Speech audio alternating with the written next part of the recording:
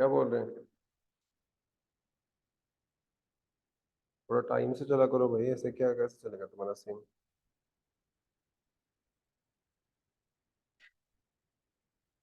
ठीक है जी। सो मार्च वाले हमारे पास करंट अफेयर स्टार्ट हो चुके हैं। और मार्च वाले में सबसे पहले हमारे पास एक रिपोर्ट है, that is global waste management outlook report. Global waste management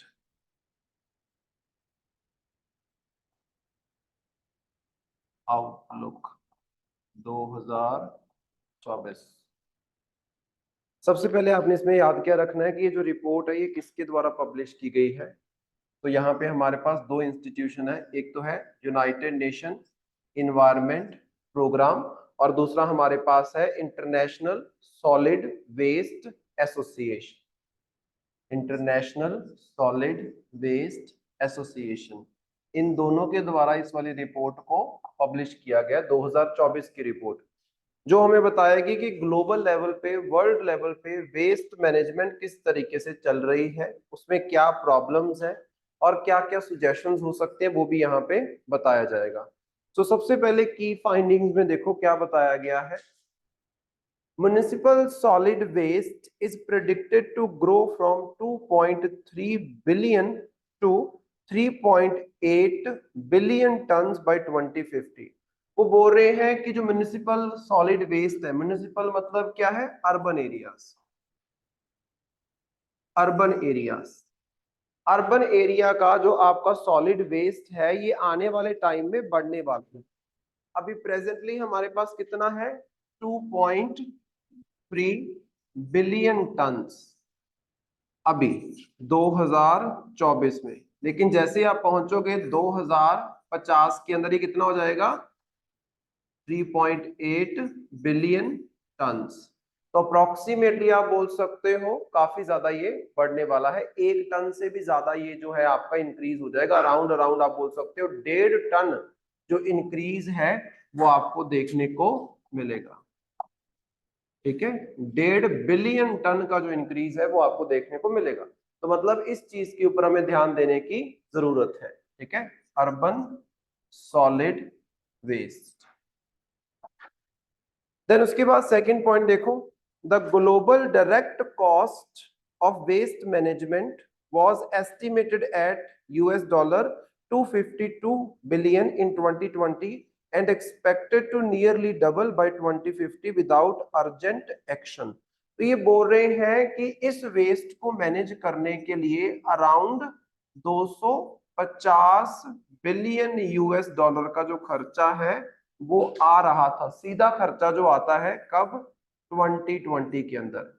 ये अप्रोक्सीमेटली डबल हो जाएगा, मतलब 500 बिलियन US डॉलर का खर्चा आपका आने वाला है जब आप पहुंचोगे 2050 के अंदर।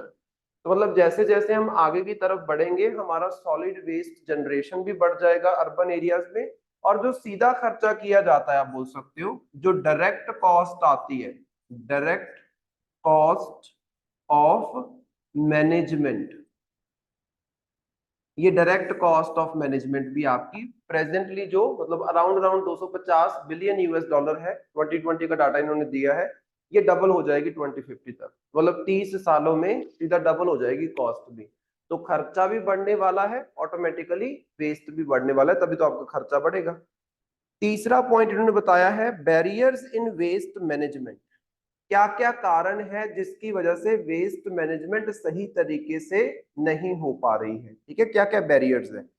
नंबर 1 तो है लैक ऑफ अर्जेंसी रिकॉग्नाइजेशन, मतलब समझ नहीं पा रही है संस्थाएं इंस्टीट्यूशन की कितना जरूरी है वेस्ट मैनेजमेंट करना। तो उसकी जो अर्जेंसी है, जो जरूरत है, उसको वो नहीं समझ पा रहे हैं। ठीक है। Number 2, incomplete data. जैसे हमारे पास फॉर एग्जांपल अगर कोई सिटी है तो सिटी से कितना वेस्ट जनरेट हो रहा है उसका मोस्टली आपके पास डाटा रहता है।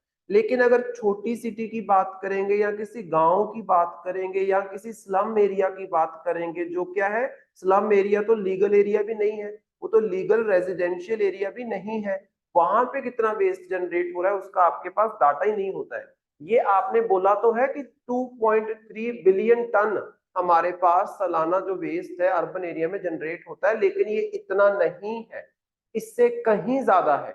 ये सिर्फ वो वाला है जिसका डाटा आपके पास अवेलेबल है, इसका जो डाटा है वो आपके पास अवेलेबल है, लेकिन इससे कहीं ज्यादा आप बोल सकते हो ये जनरेट होता होगा।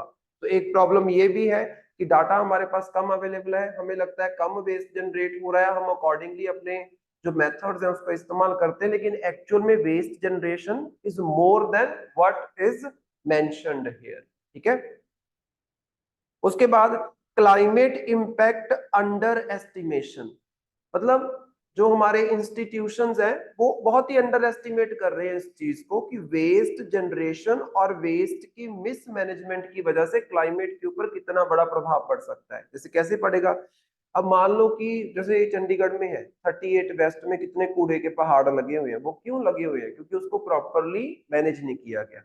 अब जब ये कूड़े के सॉलिड वेस्ट मटेरियल एक जगह पे इकट्ठा होके रखेगा तो ये धीरे धीरे गलना स्टार्ट होगा, जब गलना स्टार्ट होता है ना तो इसमें बहुत सारी गैसेस निकलती है, और वो गैसेस कौन सी है, खास तौर पे ग्रीन हाउस गैसेस। और वो ग्रीन हाउस गैसेस क्या करेंगी, उनकी कंसंट्रेशन एनवायरनमेंट के अंदर बढ़ जाएगी। जैसे फॉर एग्जांपल कहीं पे भी ऑर्गेनिक वेस्ट पड़ा होगा, वो सड़ेगा गलेगा तो उससे क्या होगा, मिथेन प्रोड्यूस होती है। अब वो मिथेन अगर आप ध्यान से देखो वो अपने आप में ग्रीन हाउस गैस है, और मिथेन की अगर हम बात करें तो मिथेन क्या कर देती है, आसपास का टेम्परेचर इंक्रीज कर देती है, तो इससे क्या हो जाएगा, क्लाइमेट चेंज। इसको अंडर एस्टिमेट कर रहे हैं। Then gendered aspect and informal sector under valuation, तो यहां पे पहली बात ये हो जाती है कि कहीं ना कहीं वेस्ट मैनेजमेंट के अंदर हमें ये भी देखने को मिलता है कि कम्युनिटी के अंदर ज्यादातर जो वर्कर्स हैं वो आपको मेल वर्कर्स देखने को मिलेंगे, फीमेल वर्कर्स बहुत कम है। दूसरी चीज आप बोल सकते हो कि यहाँ पे इनफॉर्मल सेक्टर ज्यादा इन्वॉल्व है। इनफॉर्मल सेक्टर मतलब जैसे फॉर एग्जांपल ये जो कूड़ा वगैरह उठाने के लिए आते हैं, या फिर आप बोल सकते हो कूड़ा उठाने के लिए जो आएगा वो तो कहीं ना कहीं फिर भी म्युनिसिपल कॉरपोरेशन का बंदा होगा, लेकिन उसके आगे जो कूड़ा सेपरेट करना और उसको ट्रीट करना, वहां पे मोस्टली जो लेबरर्स रखे जाते हैं वो इनफॉर्मल सेक्टर में है। इनफॉर्मल सेक्टर ना तो उनके कोई डिसाइडेड वेजेस है, ना उनकी डिसाइडेड छुट्टियां हैं, ना कोई वो सरकारी मुलाजिम है, मतलब ऐसे दिहाड़ी पे बुला लिया, जब मन किया निकाल दिया, जब मन किया रख लिया, दैट काइंड ऑफ थिंग। शर्म आ रही तुम्हें थोड़ी बहुत है, 9 से 9:30 तो फिर भी तुम्हारा चलो बहाना होता है कि भाई हमारा खाना नहीं बना। अभी कौन सा खाना नहीं बना तुम्हारा है, शिखा दांत निकाल रही है अब क्या हो गया था,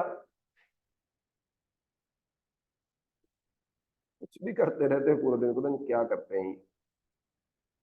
उसके बाद हमारे पास एक कारण है इनएडिक्वेट लेजिस्लेशन, मतलब हमारे देश के अंदर बहुत सारे रूल रेगुलेशन, जैसे सॉलिड वेस्ट मैनेजमेंट रूल्स आपके पास हैं 2016 के, जिसके अकॉर्डिंग बताया जाता है कि सॉलिड वेस्ट की मैनेजमेंट हम देश के अंदर कैसे करेंगे। लेकिन अगर ध्यान से देखा जाए वो इतने एफिशिएंट नहीं है, उसमें बहुत सारे लूप होल्स हैं आप बोल सकते हो। सरकार बहुत सारे लॉज लेके आई है, लेजिस्लेशन लेके आई है, लेकिन वो इनएफिशिएंट है। ठीक है, देन वीक एनफोर्समेंट, जो लॉ आते हैं जो रूल्स बनते हैं उनको प्रॉपरली एनफोर्स नहीं किया जाता।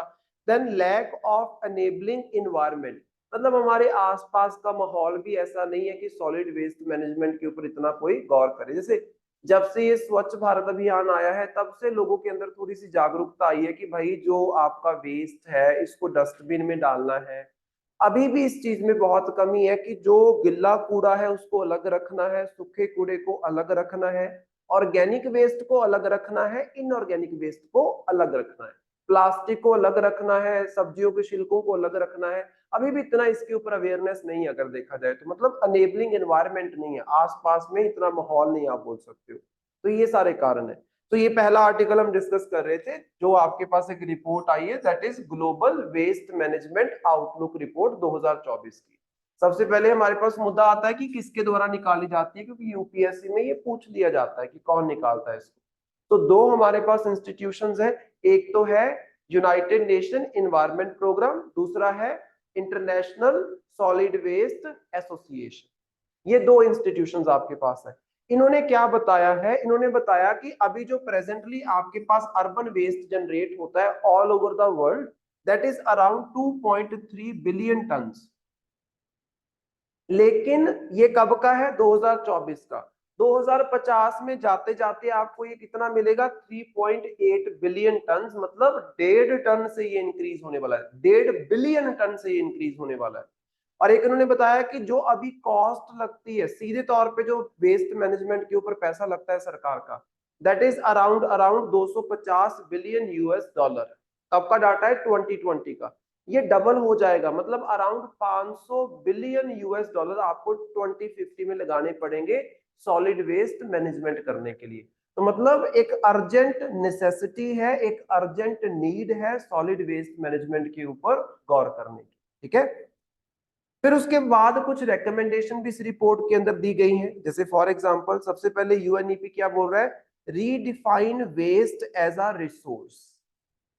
आप वेस्ट को वेस्ट की तरह मत देखो, इसको रिसोर्स की तरह देखो। जैसे फॉर एग्जांपल जगह जगह से आप पॉलिथीन इकट्ठा करते हो, या फिर आप कोई भी प्लास्टिक के मटेरियल जो वेस्ट में आते हैं उनको इकट्ठा करते हो, उसको क्या कर सकते हो, रिसाइकल कर सकते हो। रिसाइकल करके एक नया प्रोडक्ट आप बना सकते हो। अच्छा, इसके अलावा वेस्ट से एनर्जी जनरेट की जा सकती है। जैसे अगर आप कभी भी ना शुगर मिल में जाओ, तो शुगर मिल में आपको ये देखने को मिलेगा कि वहां पे गन्ना आता है, गन्ने का जूस निकाला जाता है, उस जूस से ही आपका गुड़ बनता है, उसी जूस से आपकी शुगर बनती है ना। लेकिन वो जो पीछे गन्ने का मलबा सा बच जाएगा, उसका क्या किया जाए, उसको वो हर एक शुगर मिल उसको जलाती है। इसके अंदर एक प्रॉपर एक रूम बना होता है, मतलब क्या, कंट्रोल्ड कंडीशंस में उनको जलाया जाता है, एनर्जी प्रोड्यूस की जाती है, उस एनर्जी को इलेक्ट्रिसिटी में कन्वर्ट किया जाता है, और उसी इलेक्ट्रिसिटी का इस्तेमाल शुगर मिल के अंदर किया जाता है। इस तरीके की मिल्स को बोला जाता है कि जीरो वेस्ट जनरेशन इंडस्ट्रीज।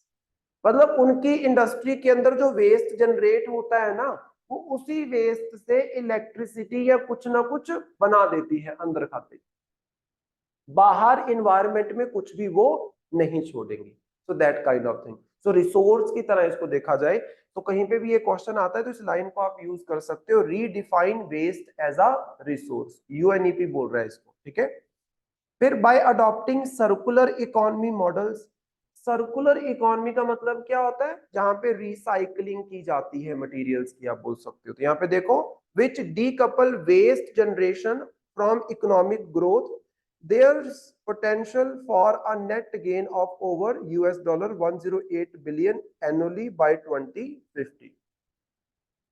सो सर्कुलर इकोनॉमी में क्या होता है, देखो जैसे जैसे कंट्री की ग्रोथ होती है ना, तो वेस्ट जनरेशन ज्यादा होती है, क्योंकि ग्रोथ कंट्री की तब होती है जब वहां पे प्रोडक्शन बढ़ती है। जब प्रोडक्शन बढ़ती है तो ऑटोमेटिकली वेस्ट भी तो बढ़ेगा ही बढ़ेगा, प्रोडक्शन बढ़ेगी तो आप वहां पे जो वेस्ट जनरेट हो रहा है उसको एनर्जी की तरह या किसी और सोर्स की तरह इकोनॉमी के अंदर इस्तेमाल करो, जो कि आपकी ग्रोथ भी हो जाए और आपका पोल्यूशन भी कम हो, आप बोल सकते हो। ठीक है, सो इसका पोटेंशियल बढ़ सकता है, आप बोल सकते हो 108 बिलियन एनुअली ये पोटेंशियल आपको प्रोवाइड कर सकती है।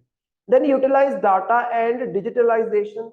जो डाटा आपके पास अवेलेबल है उसका प्रॉपर इस्तेमाल किया जाए, ये फाइंड आउट करने के लिए कि किस क्षेत्र में कितना फोकस करने की जरूरत है, और चीजों को डिजिटलाइज करो। जैसे मैंने आपको बताया, एक्चुअली पता क्या है, हमारे देश में जितना वेस्ट जनरेट होता है ना, हमारे पास जो रिकॉर्ड रहता है उसका, वो सिर्फ 10% वेस्ट का रिकॉर्ड होता है।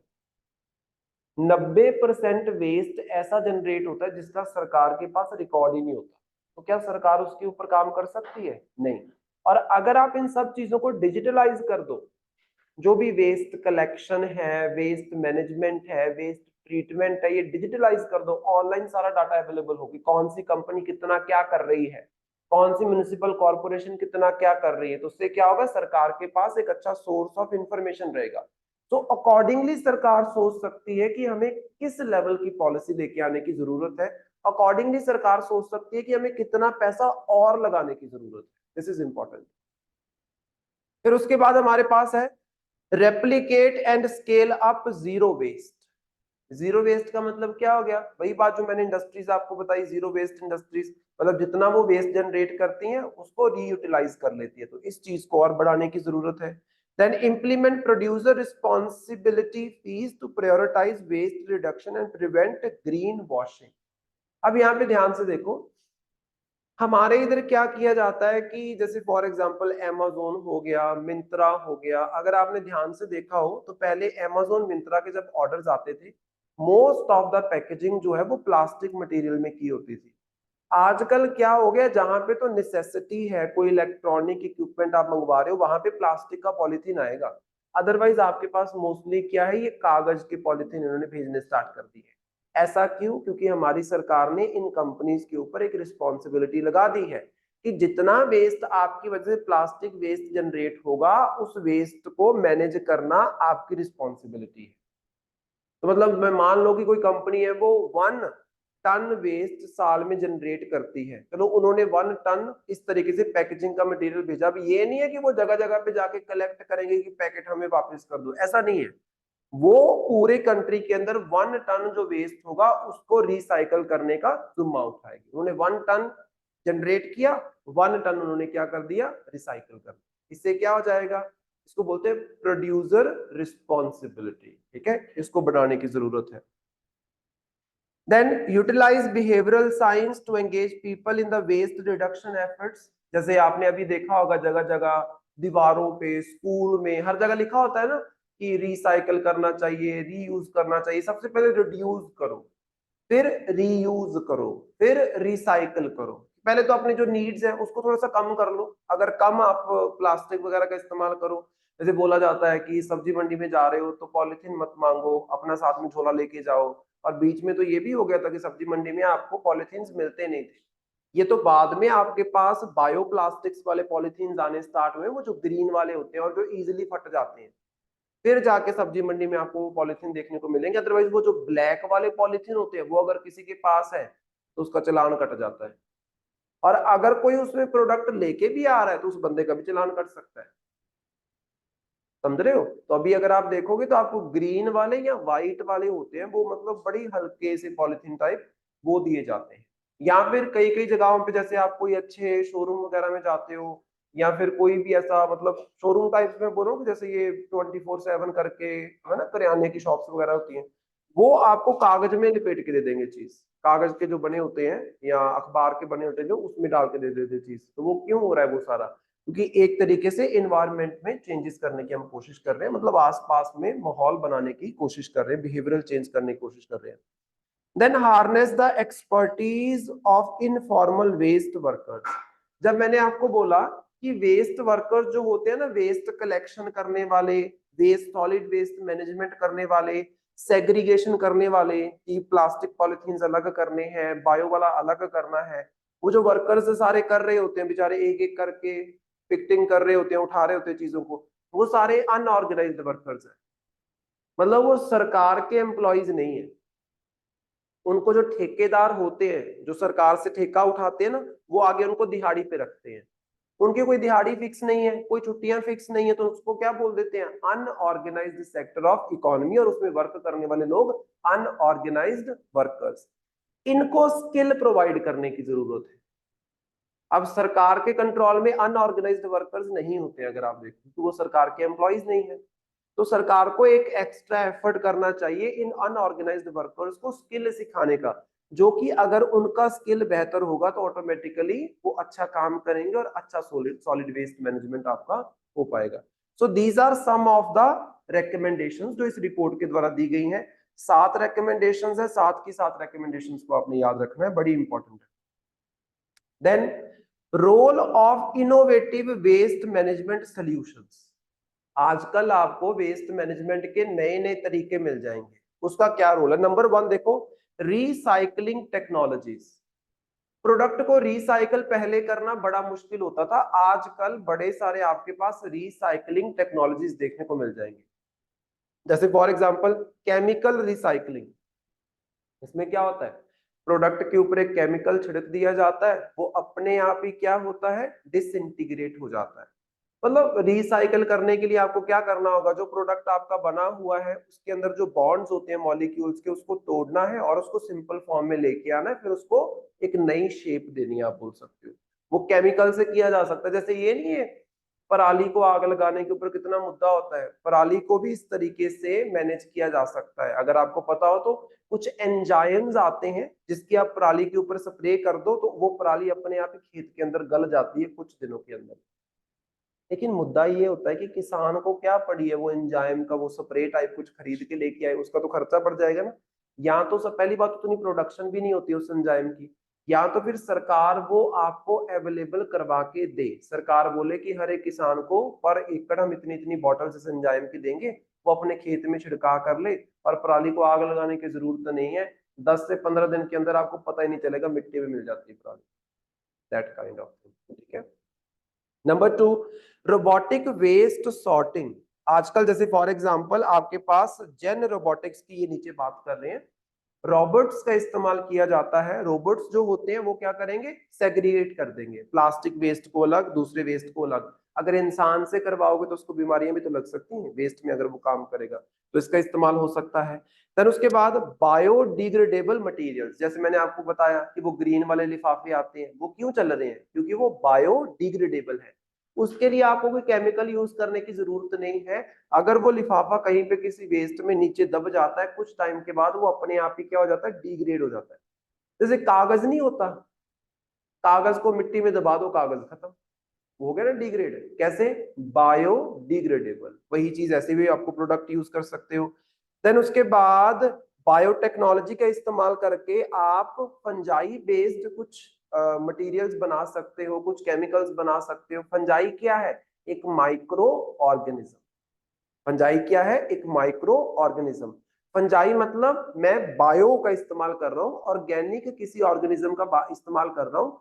तो मैं क्या करूंगा, मेरे पास कोई वेस्ट है, उसके ऊपर कोई केमिकल नहीं डाल रहा हूँ, मैं क्या डालूंगा, एक organic material, that is micro organisms.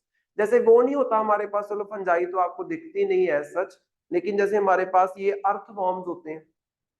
अब अर्थवॉर्म्स को देखो, अगर आपके पास कहीं पे वेस्ट है, वहां पे अर्थवॉर्म्स को छोड़ दो, सारे का सारा वेस्ट। ये बायोडिग्रेडेबल टेक्नोलॉजीज होती हैं जिसको बायोटेक्नोलॉजी बिल्डअप कर सकती है, तो फंजाई बेस्ड आप बना सकते हो, ठीक है, फंगस नहीं लगती जो, दैट।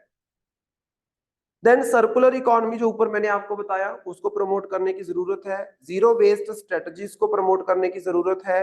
स्मार्ट सॉल्यूशंस का आप इस्तेमाल कर सकते हो, right, that is also important. जैसे कुछ कंपनीज आपके पास इकोबे करके और इनोवो करके ये कंपनीज है, ये इस टेक्नोलॉजीज के ऊपर काफी फोकस कर रही हैं। देन उसके बाद consumer education is most important, कि कंज्यूमर्स को अवेयर किया जाए कि भाई ऐसा नहीं है लिफाफे ले लेके जगह जगह पे फेंक रहे हो, वो चीज मत करो, है ना, रीयूज करो, रिसाइकल करने में हेल्प करो। गवर्नमेंट के रेगुलेशंस आर मच इंपॉर्टेंट, सरकार के जो रूल्स एंड रेगुलेशंस आते हैं उसके बिना तो कुछ भी नहीं हो पाएगा, और हमारी डेमोक्रेसी में तो बिल्कुल भी नहीं। और उसके बाद आपके पास है collaboration across value chains. Value chain मतलब जैसे ये है, फूल, an Indian startup collects floral waste from temples and transforms it into charcoal-free incense sticks and biodegradable packaging material। ये अगर आपने ध्यान से देखा हो, ये एक दिन YouTube पे भी मुझे शो हो रहा था। ये ना एक कंपनी टाइप कंपनी है जिसका नाम है फूल, इसके बारे में सर्च करके देखना कभी भी। ये क्या करते हैं, अब देखो हमारे मंदिरों में कितने फूल चढ़ते हैं, तो हर एक मंदिर से ये फूलों को कलेक्ट करते हैं, उनको रिसाइकल करते हैं, उनकी बायोडिग्रेडेबल स्टिक्स बना देते हैं। मतलब क्या है, उसका आप इस्तेमाल कर सकते हैं, कुछ बर्तन टाइप्स बर्तन भी बनाए जाते हैं, जैसे वो नहीं होती कटोरियां एंड ऑल, वो सारी चीजें भी बनाई जाती है, उसका आप इस्तेमाल करो। जैसे ये प्रसाद वगैरह बांट रहे होते हो, बाद में उसको फेंकोगे वो अपने आप ही खत्म हो जाएगा, मिट्टी के अंदर ही मिल जाएगा आपको, दैट काइंड ऑफ थिंग। तो उसका आप इस्तेमाल कर सकते हो, मैं आपको फोटो भी भेज देता हूँ इसकी, ये बड़ा अच्छा ये काम कर रहे हैं अगर हम देखें।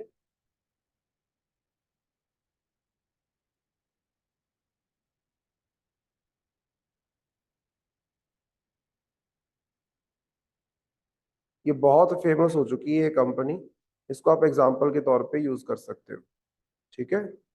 जैसे ये धूप वगैरह की स्टिक्स नहीं होती, वो भी बनाते हैं ये, जो ये अगरबत्ती वगैरह लगाते हैं हम, अगरबत्ती किसकी बनती है, इन चीजों की तो बनती है। जो वो स्टिक्स आप अगरबत्ती वाली यूज नहीं करते, वो इन्हीं चीजों की बनती है।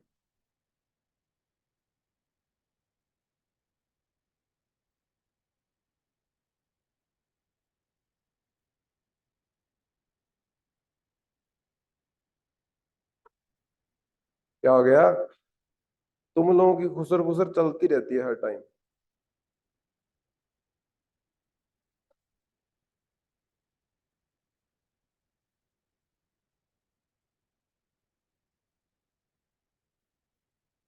इस तरीके से इस फोटो को देखो ध्यान से। ये कंपनी है, ये इनका लोगो है, इस तरीके से लिखा होता है इनके प्रोडक्ट्स के ऊपर।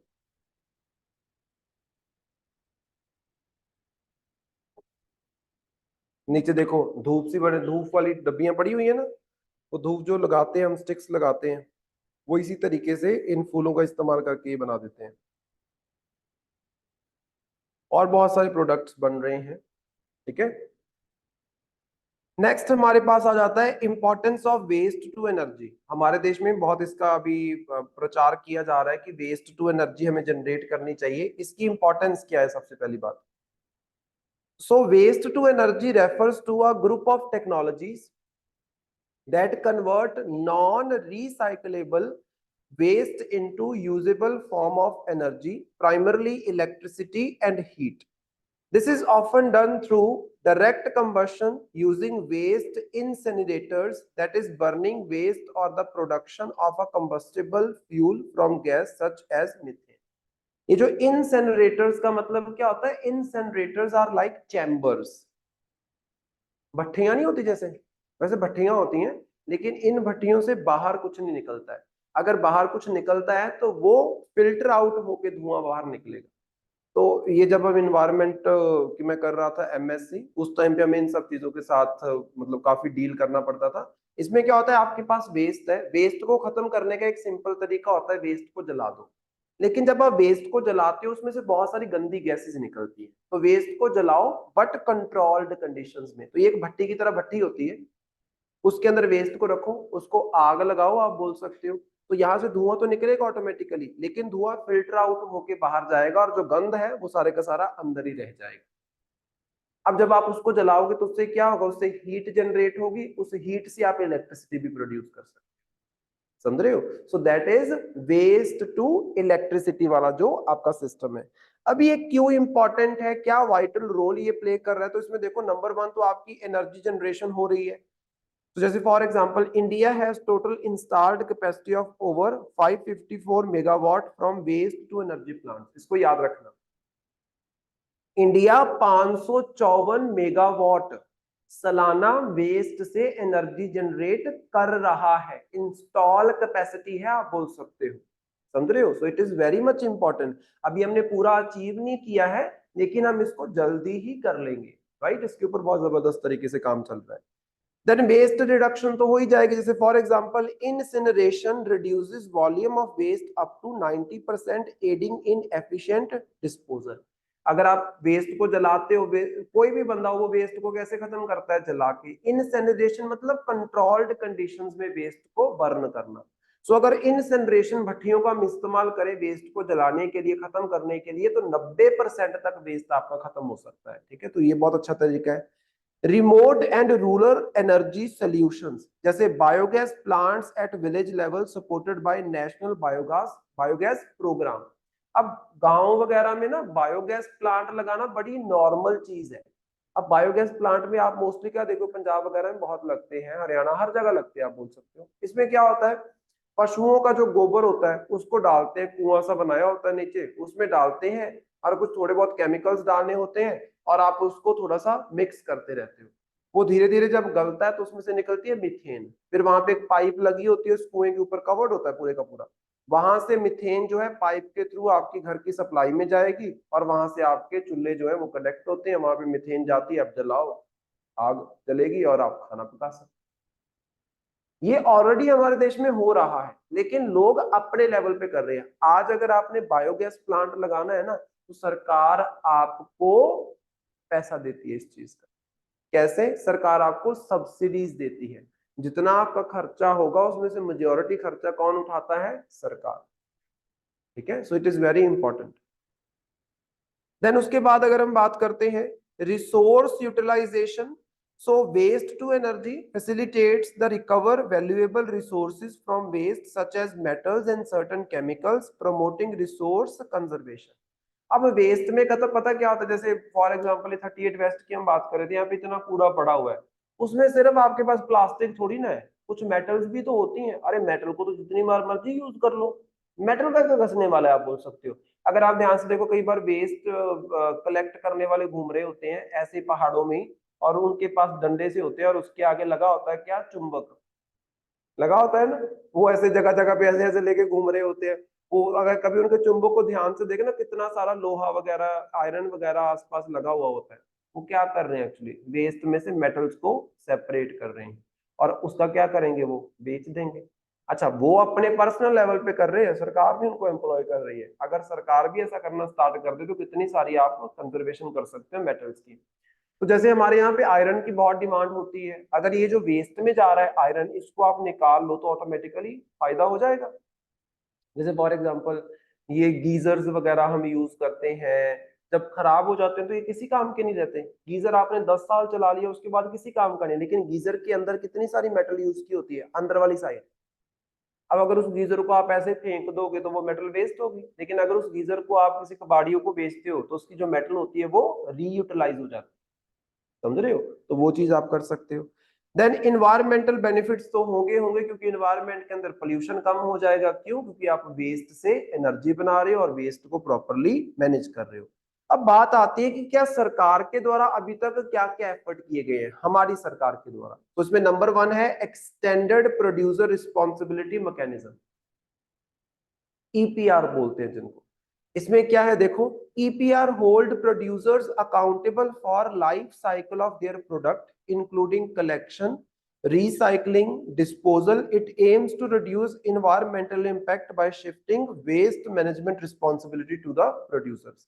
अगर आपने, चलो इसके मैं एक बेसिक एग्जांपल देता हूँ, ज्यादा दूर अगर आप नहीं गए हो, आपने एक सिस्टम देखा होगा कि पुराना लैपटॉप दो और नया लैपटॉप लोगे तो उसमें कुछ हम कटौती कर देंगे, होता है ना ऐसा।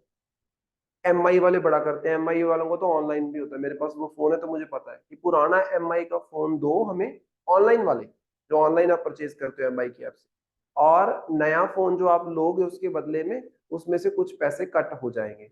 तो वैसे मैंने पुराने फोन का क्या करना था, एट द एंड मुझे पुराना फोन फेंकना ही पड़ेगा ना। आपने भी देखा होगा जो फोन एंड्रॉयड नहीं थे आप बोल सकते हो, या फिर आप बोल सकते हो जो फोन 2G थे या 3G थे, आज उनको कोई इस्तेमाल करता है नहीं। तो वो क्या है, आपका वेस्ट है ना, वो तो घर पे भी किसी काम नहीं आएगा। मेरे 3-4 फोन ऐसे पड़े हुए हैं जो किसी काम के नहीं है, ऐसे फालतू पड़े हुए हैं आप बोल सकते।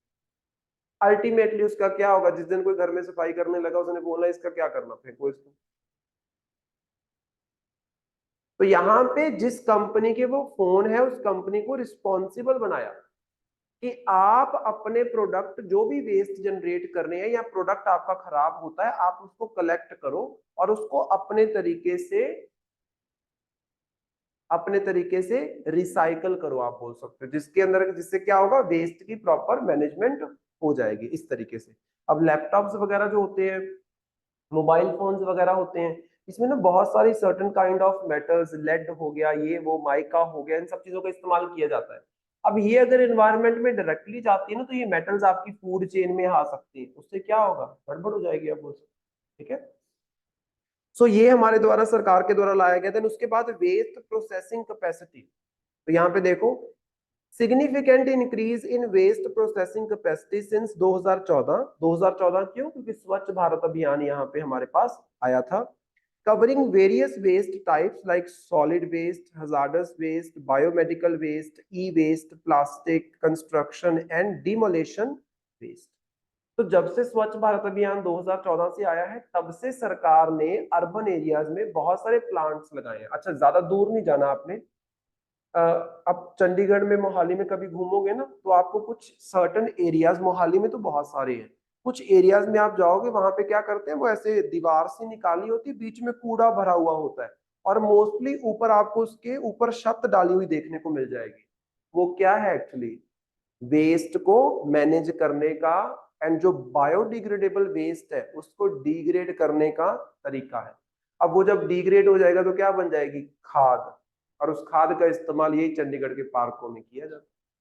समझ रहे हो? तो ये सब कुछ कब हुआ है, 2014 के बाद, उससे पहले था नहीं।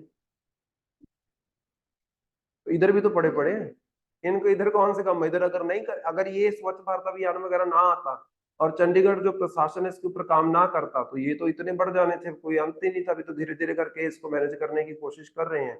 अब दिल्ली में पहाड़ कैसे बन गए? दिल्ली में पहाड़ बनने का कारण यही है कि वहां पे वेस्ट जनरेशन जितना था उसका मैनेजमेंट बिल्कुल ना के बराबर था। अब 2014 से वो काम स्टार्ट हुआ है, अभी आपको 10 साल हुए हैं सिर्फ, और वो जो वेस्ट है वो कितने सालों का है, ध्यान से देखो, कितने डेकेड्स का वो वेस्ट है। एक डेकेड में आप उसको कैसे खत्म कर लोगे? अगले आने वाले कम से कम 30-40 सालों में कहीं जाके आप दिल्ली के वेस्ट का निपटारा कर पाओ। समझ रहे हो? So that kind of thing, लेकिन एफर्ट किया आप बोल सकते हो। Then Swachh Bharat mission for solid waste management, जैसे गार्बेज फ्री सिटीज की यहाँ पे बात कर रहे हैं। अच्छा चलो इसको भी छोड़ो, ये जो स्वच्छ भारत अभियान के तहत टॉयलेट्स बना के दी जाती है ना, अगर आपको याद हो स्वच्छ भारत अभियान में अलग अलग आपके मतलब मिशंस आए हैं। पहले 2014 से 2019 तक था, फिर 19 से 22 था, फिर 22 से अभी तीसरे वाला इसका जो 3.0 वाला वो चल रहा है। इसमें क्या है, हर बार आपको अपग्रेडेशन देखने को मिलेगी।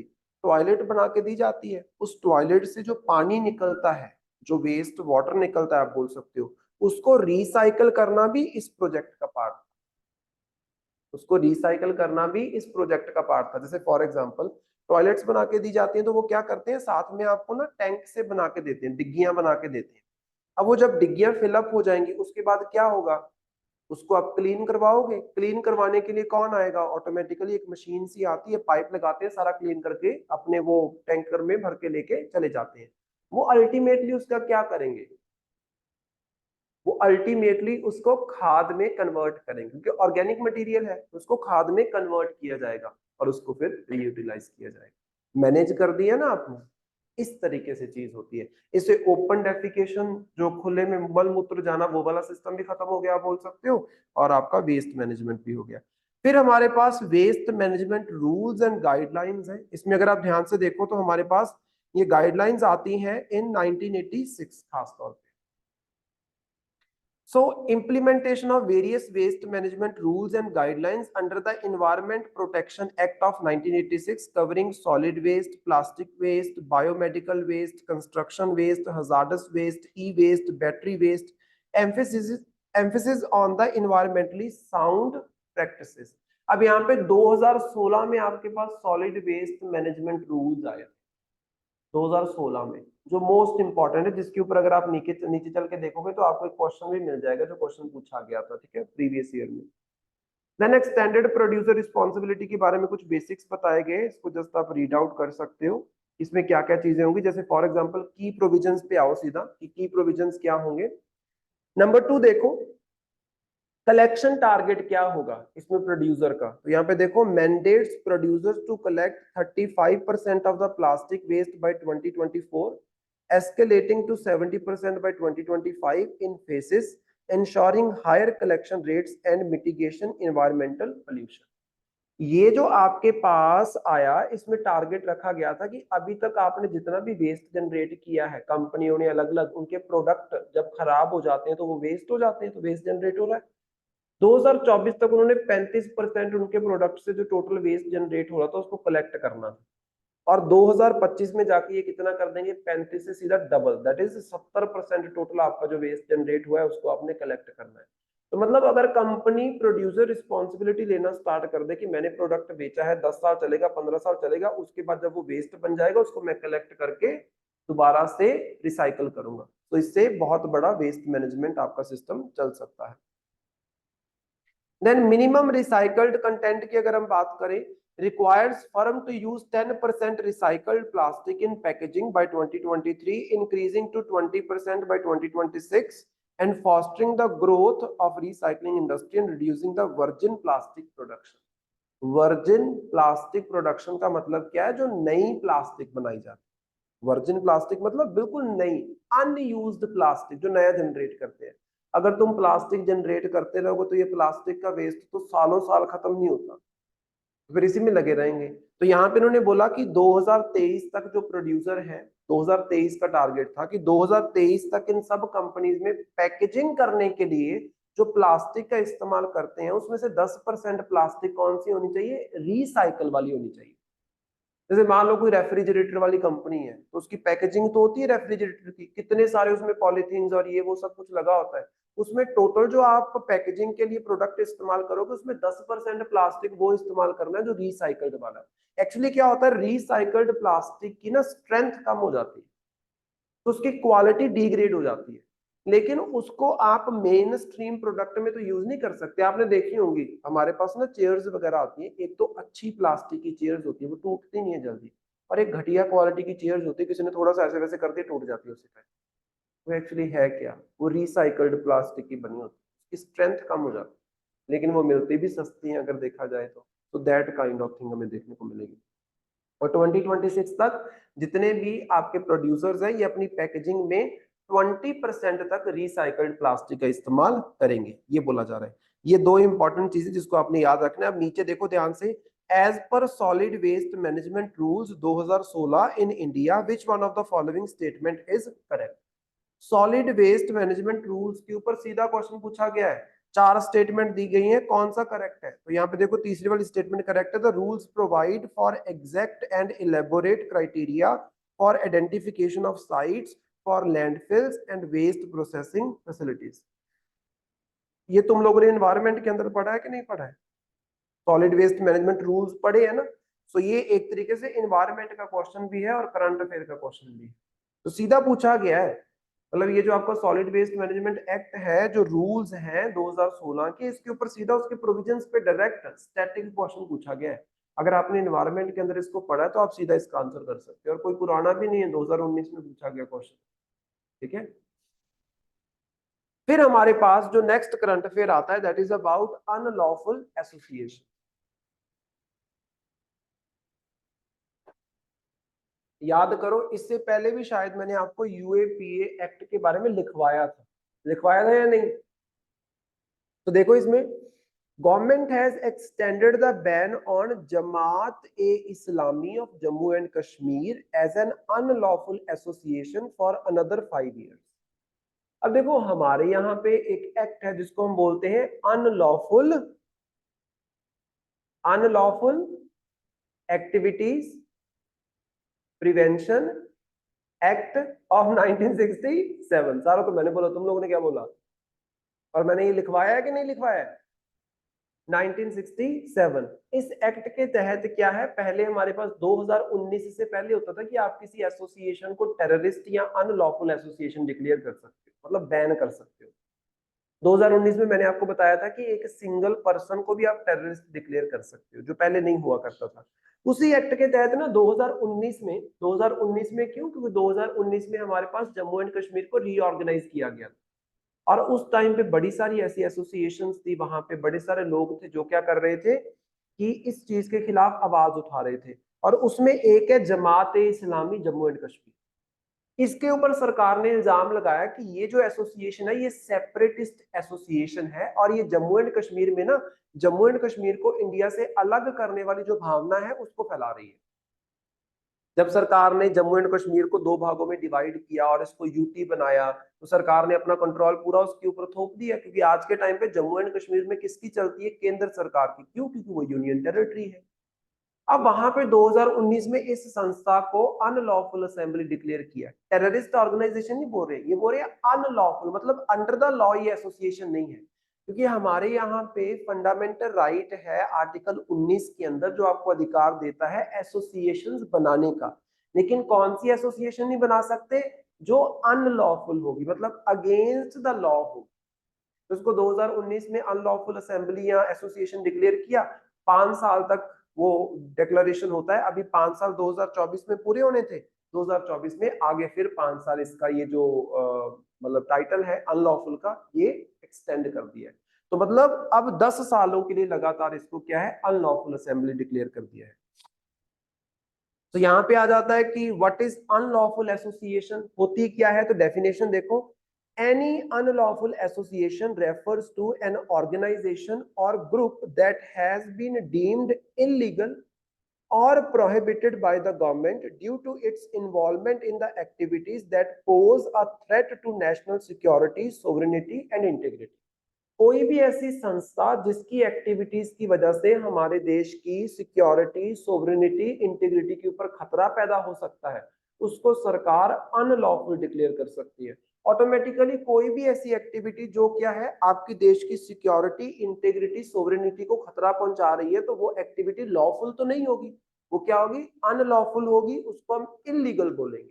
और ऐसी संस्थाओं को डिक्लेयर कौन करेगा, इलीगल, सरकार। वही चीज इसके साथ की गई।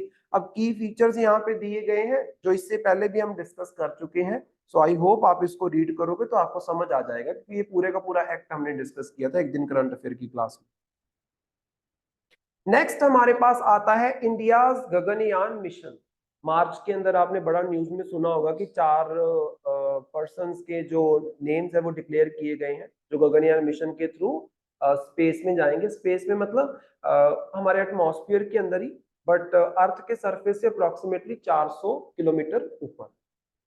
तो वहां पे कुछ टाइम के लिए रहेंगे और फिर वहां से सॉफ्ट लैंडिंग के थ्रू वो यहाँ पे लैंड करेंगे। सो इनको वहां पे लेके जाना, उनको वहां पे स्टे करवाना, स्टे करवाने के बाद उनको सेफली वापस यहाँ पे पहुंचाना।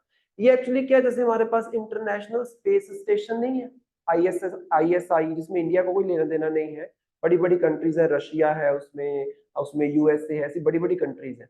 उन्होंने स्पेसशिप टाइप बना रखी है जो हमारे ऊपर वाली एटमॉस्फेयर की लेयर्स में घूमती है और अर्थ का पूरा वहां पे एक्सपेरिमेंट्स कर सकते हैं, स्पेस के एक्सपेरिमेंट्स कर सकते हैं। उसमें इंडिया तो नहीं है। अब वो आने वाले कुछ सालों में वो रिटायर हो जाएगी, मतलब वो जो स्पेसशिप है उसका टाइम पीरियड खत्म होने वाला है।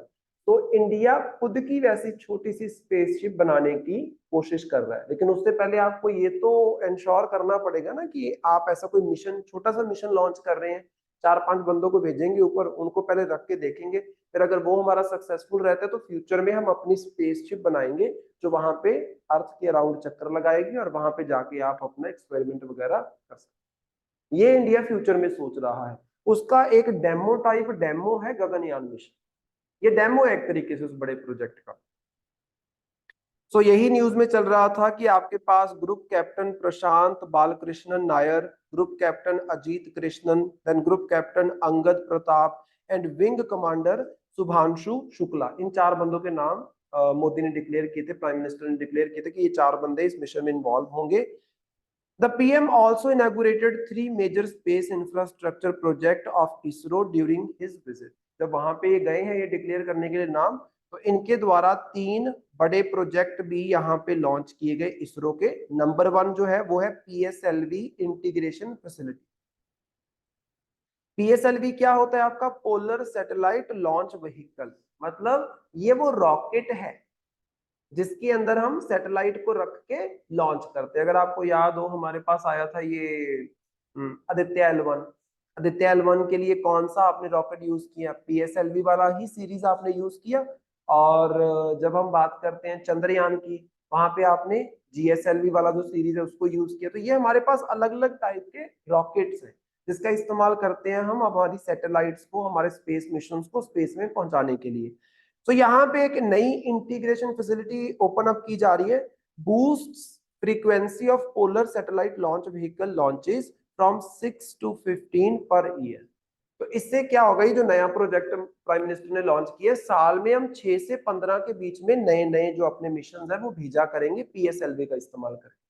तो देखो ये समझो ना, PSLV रॉकेट को बनाना कौन सा खाला जी का वाड़ा है, उसमें भी आपको अच्छा खासा एफर्ट लगता है।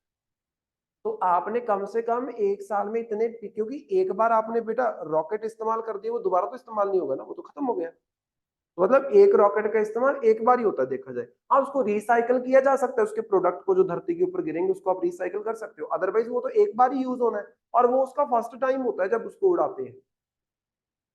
और कई बार अगर आप देखो ये जापान वालों का फेल हुआ था ना, इनका रॉकेट उड़ा और उधर ही गिर गया। तो ये मिस हैपनिंग्स भी होती हैं। तो मतलब क्या, ये फर्स्ट टाइम में वो उड़ रहा होता है, मतलब उसमें पूरी साइंस लगी होती है। तो इतने PSLVs बनाने हैं कि साल में आप 6 से 15 के बीच में कम से कम लॉन्चेस कर सको। तो मतलब क्या है, हमारे जो स्पेस मिशन है वो बढ़ने वाले हैं आने वाले टाइम में।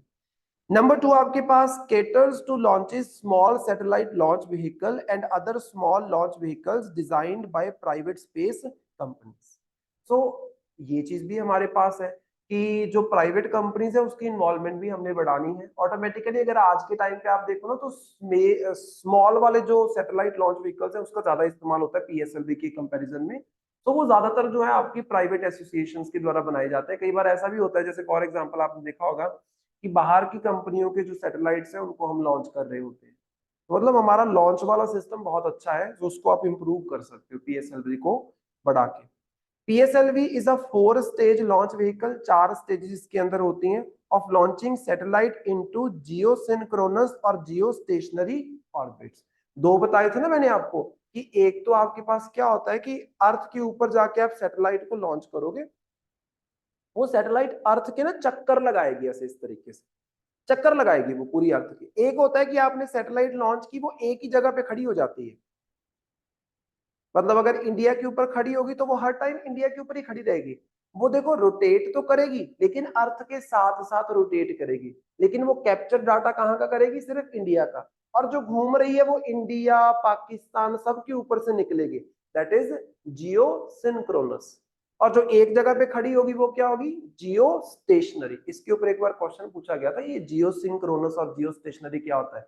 हमने एक दिन पहले भी चंद्रयान वाले में इसको डिस्कस किया था।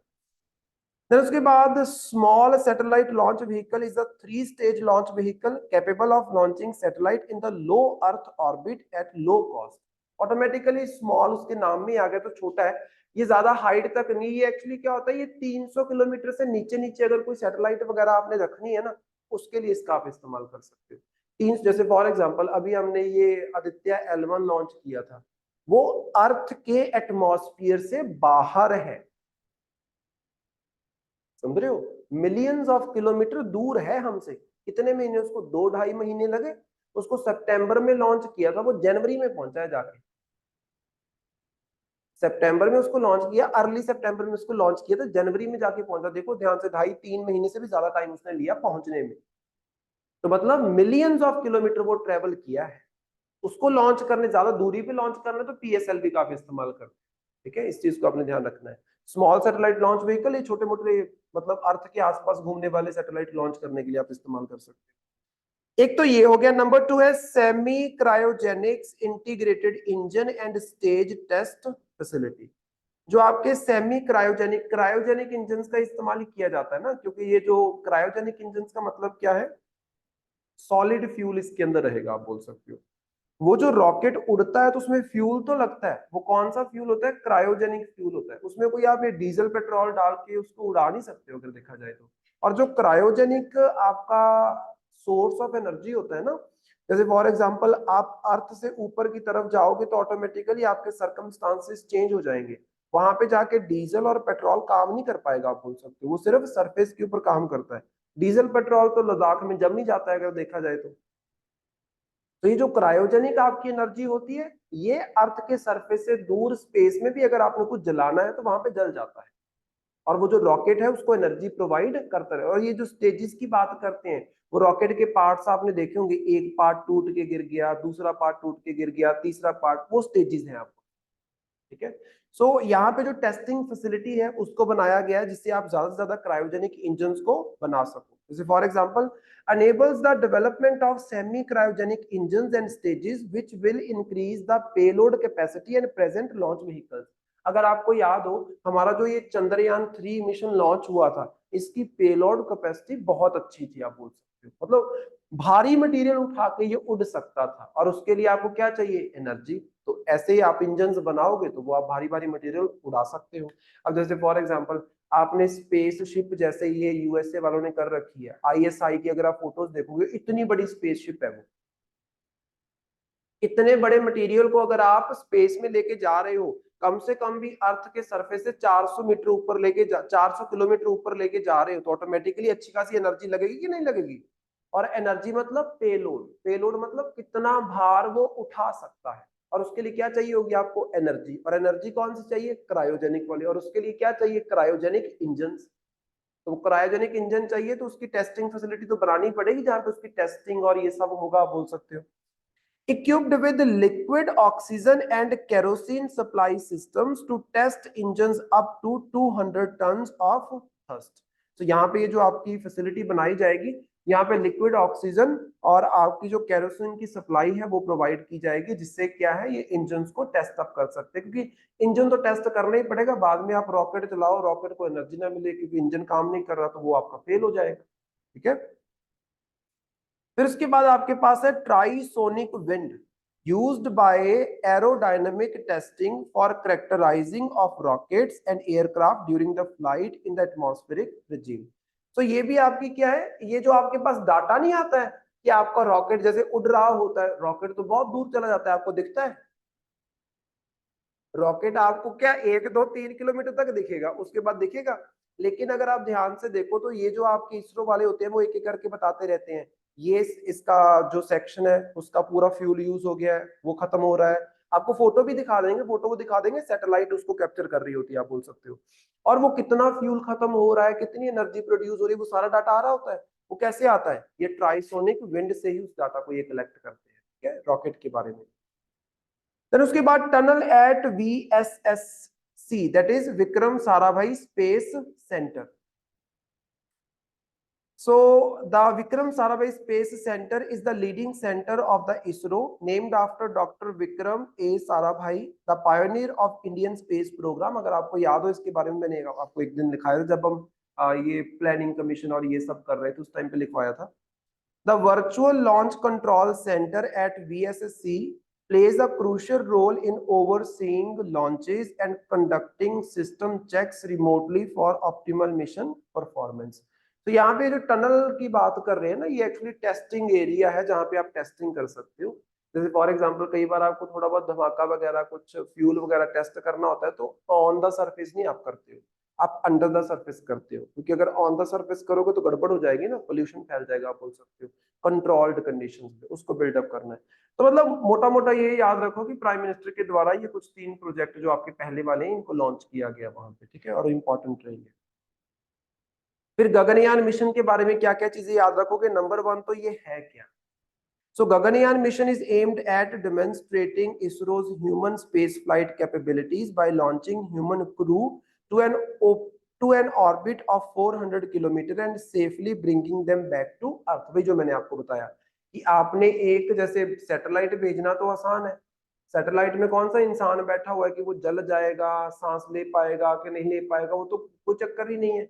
लेकिन जब आपने इंसान को स्पेस में भेजना होता है तो एक प्रॉपर आपके पास इस तरीके से चैम्बर बना होगा जिसके अंदर ऑक्सीजन भी होगी, लिविंग कंडीशंस भी होंगी, क्योंकि ऊपर जब आप जाओगे तो वहां पे क्या है, एयर प्रेशर बहुत कम हो जाएगा, उससे तो आपका पूरा बीपी वगैरह ये सब बिगड़ जाएगा, ऑक्सीजन आपको मिलनी नहीं है। तो वो आपको एक प्रॉपर चैम्बर वहां पे लेके जाना है, उस चैम्बर को सरवाइव करवाना है वहां पे, क्योंकि जब तक वो चैम्बर सरवाइव करेगा तब तक वो बंदा सरवाइव करेगा।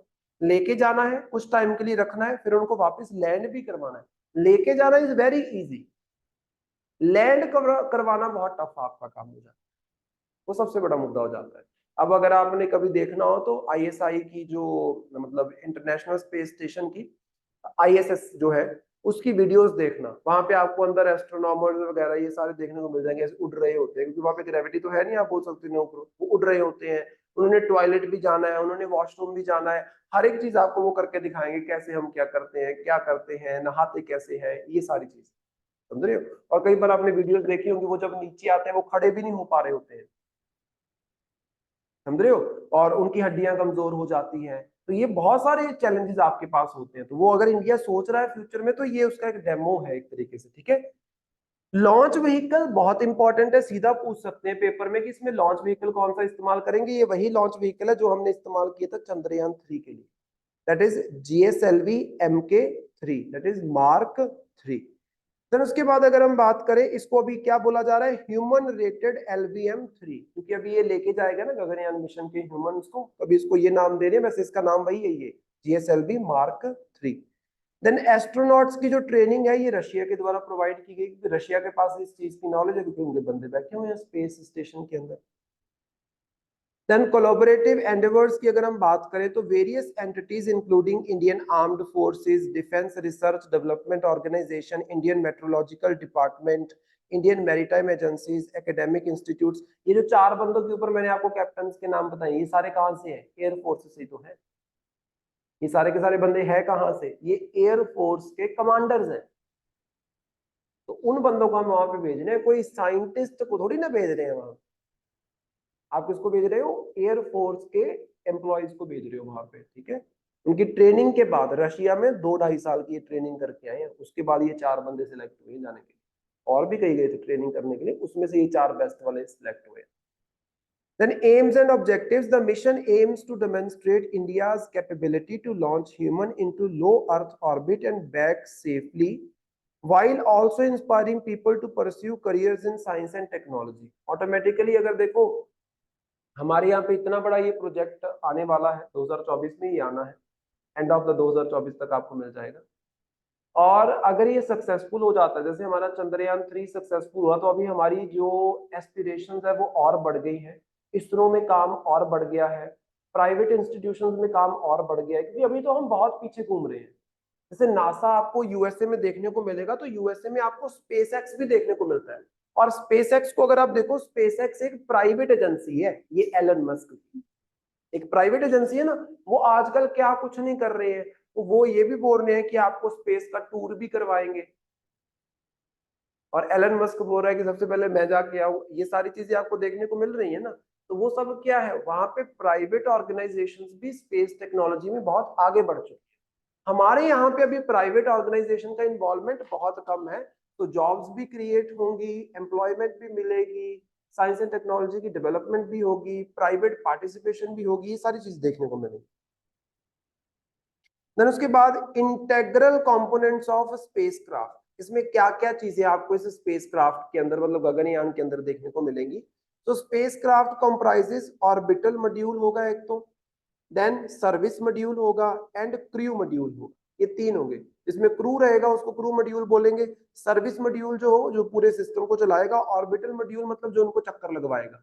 चक्कर लगवाएगा इन द सेंस इसको घूमने में हेल्प, एक जगह पे खड़े थोड़ी ना होना है, अर्थ के अराउंड घूमना भी तो है, आप बोल सकते हैं।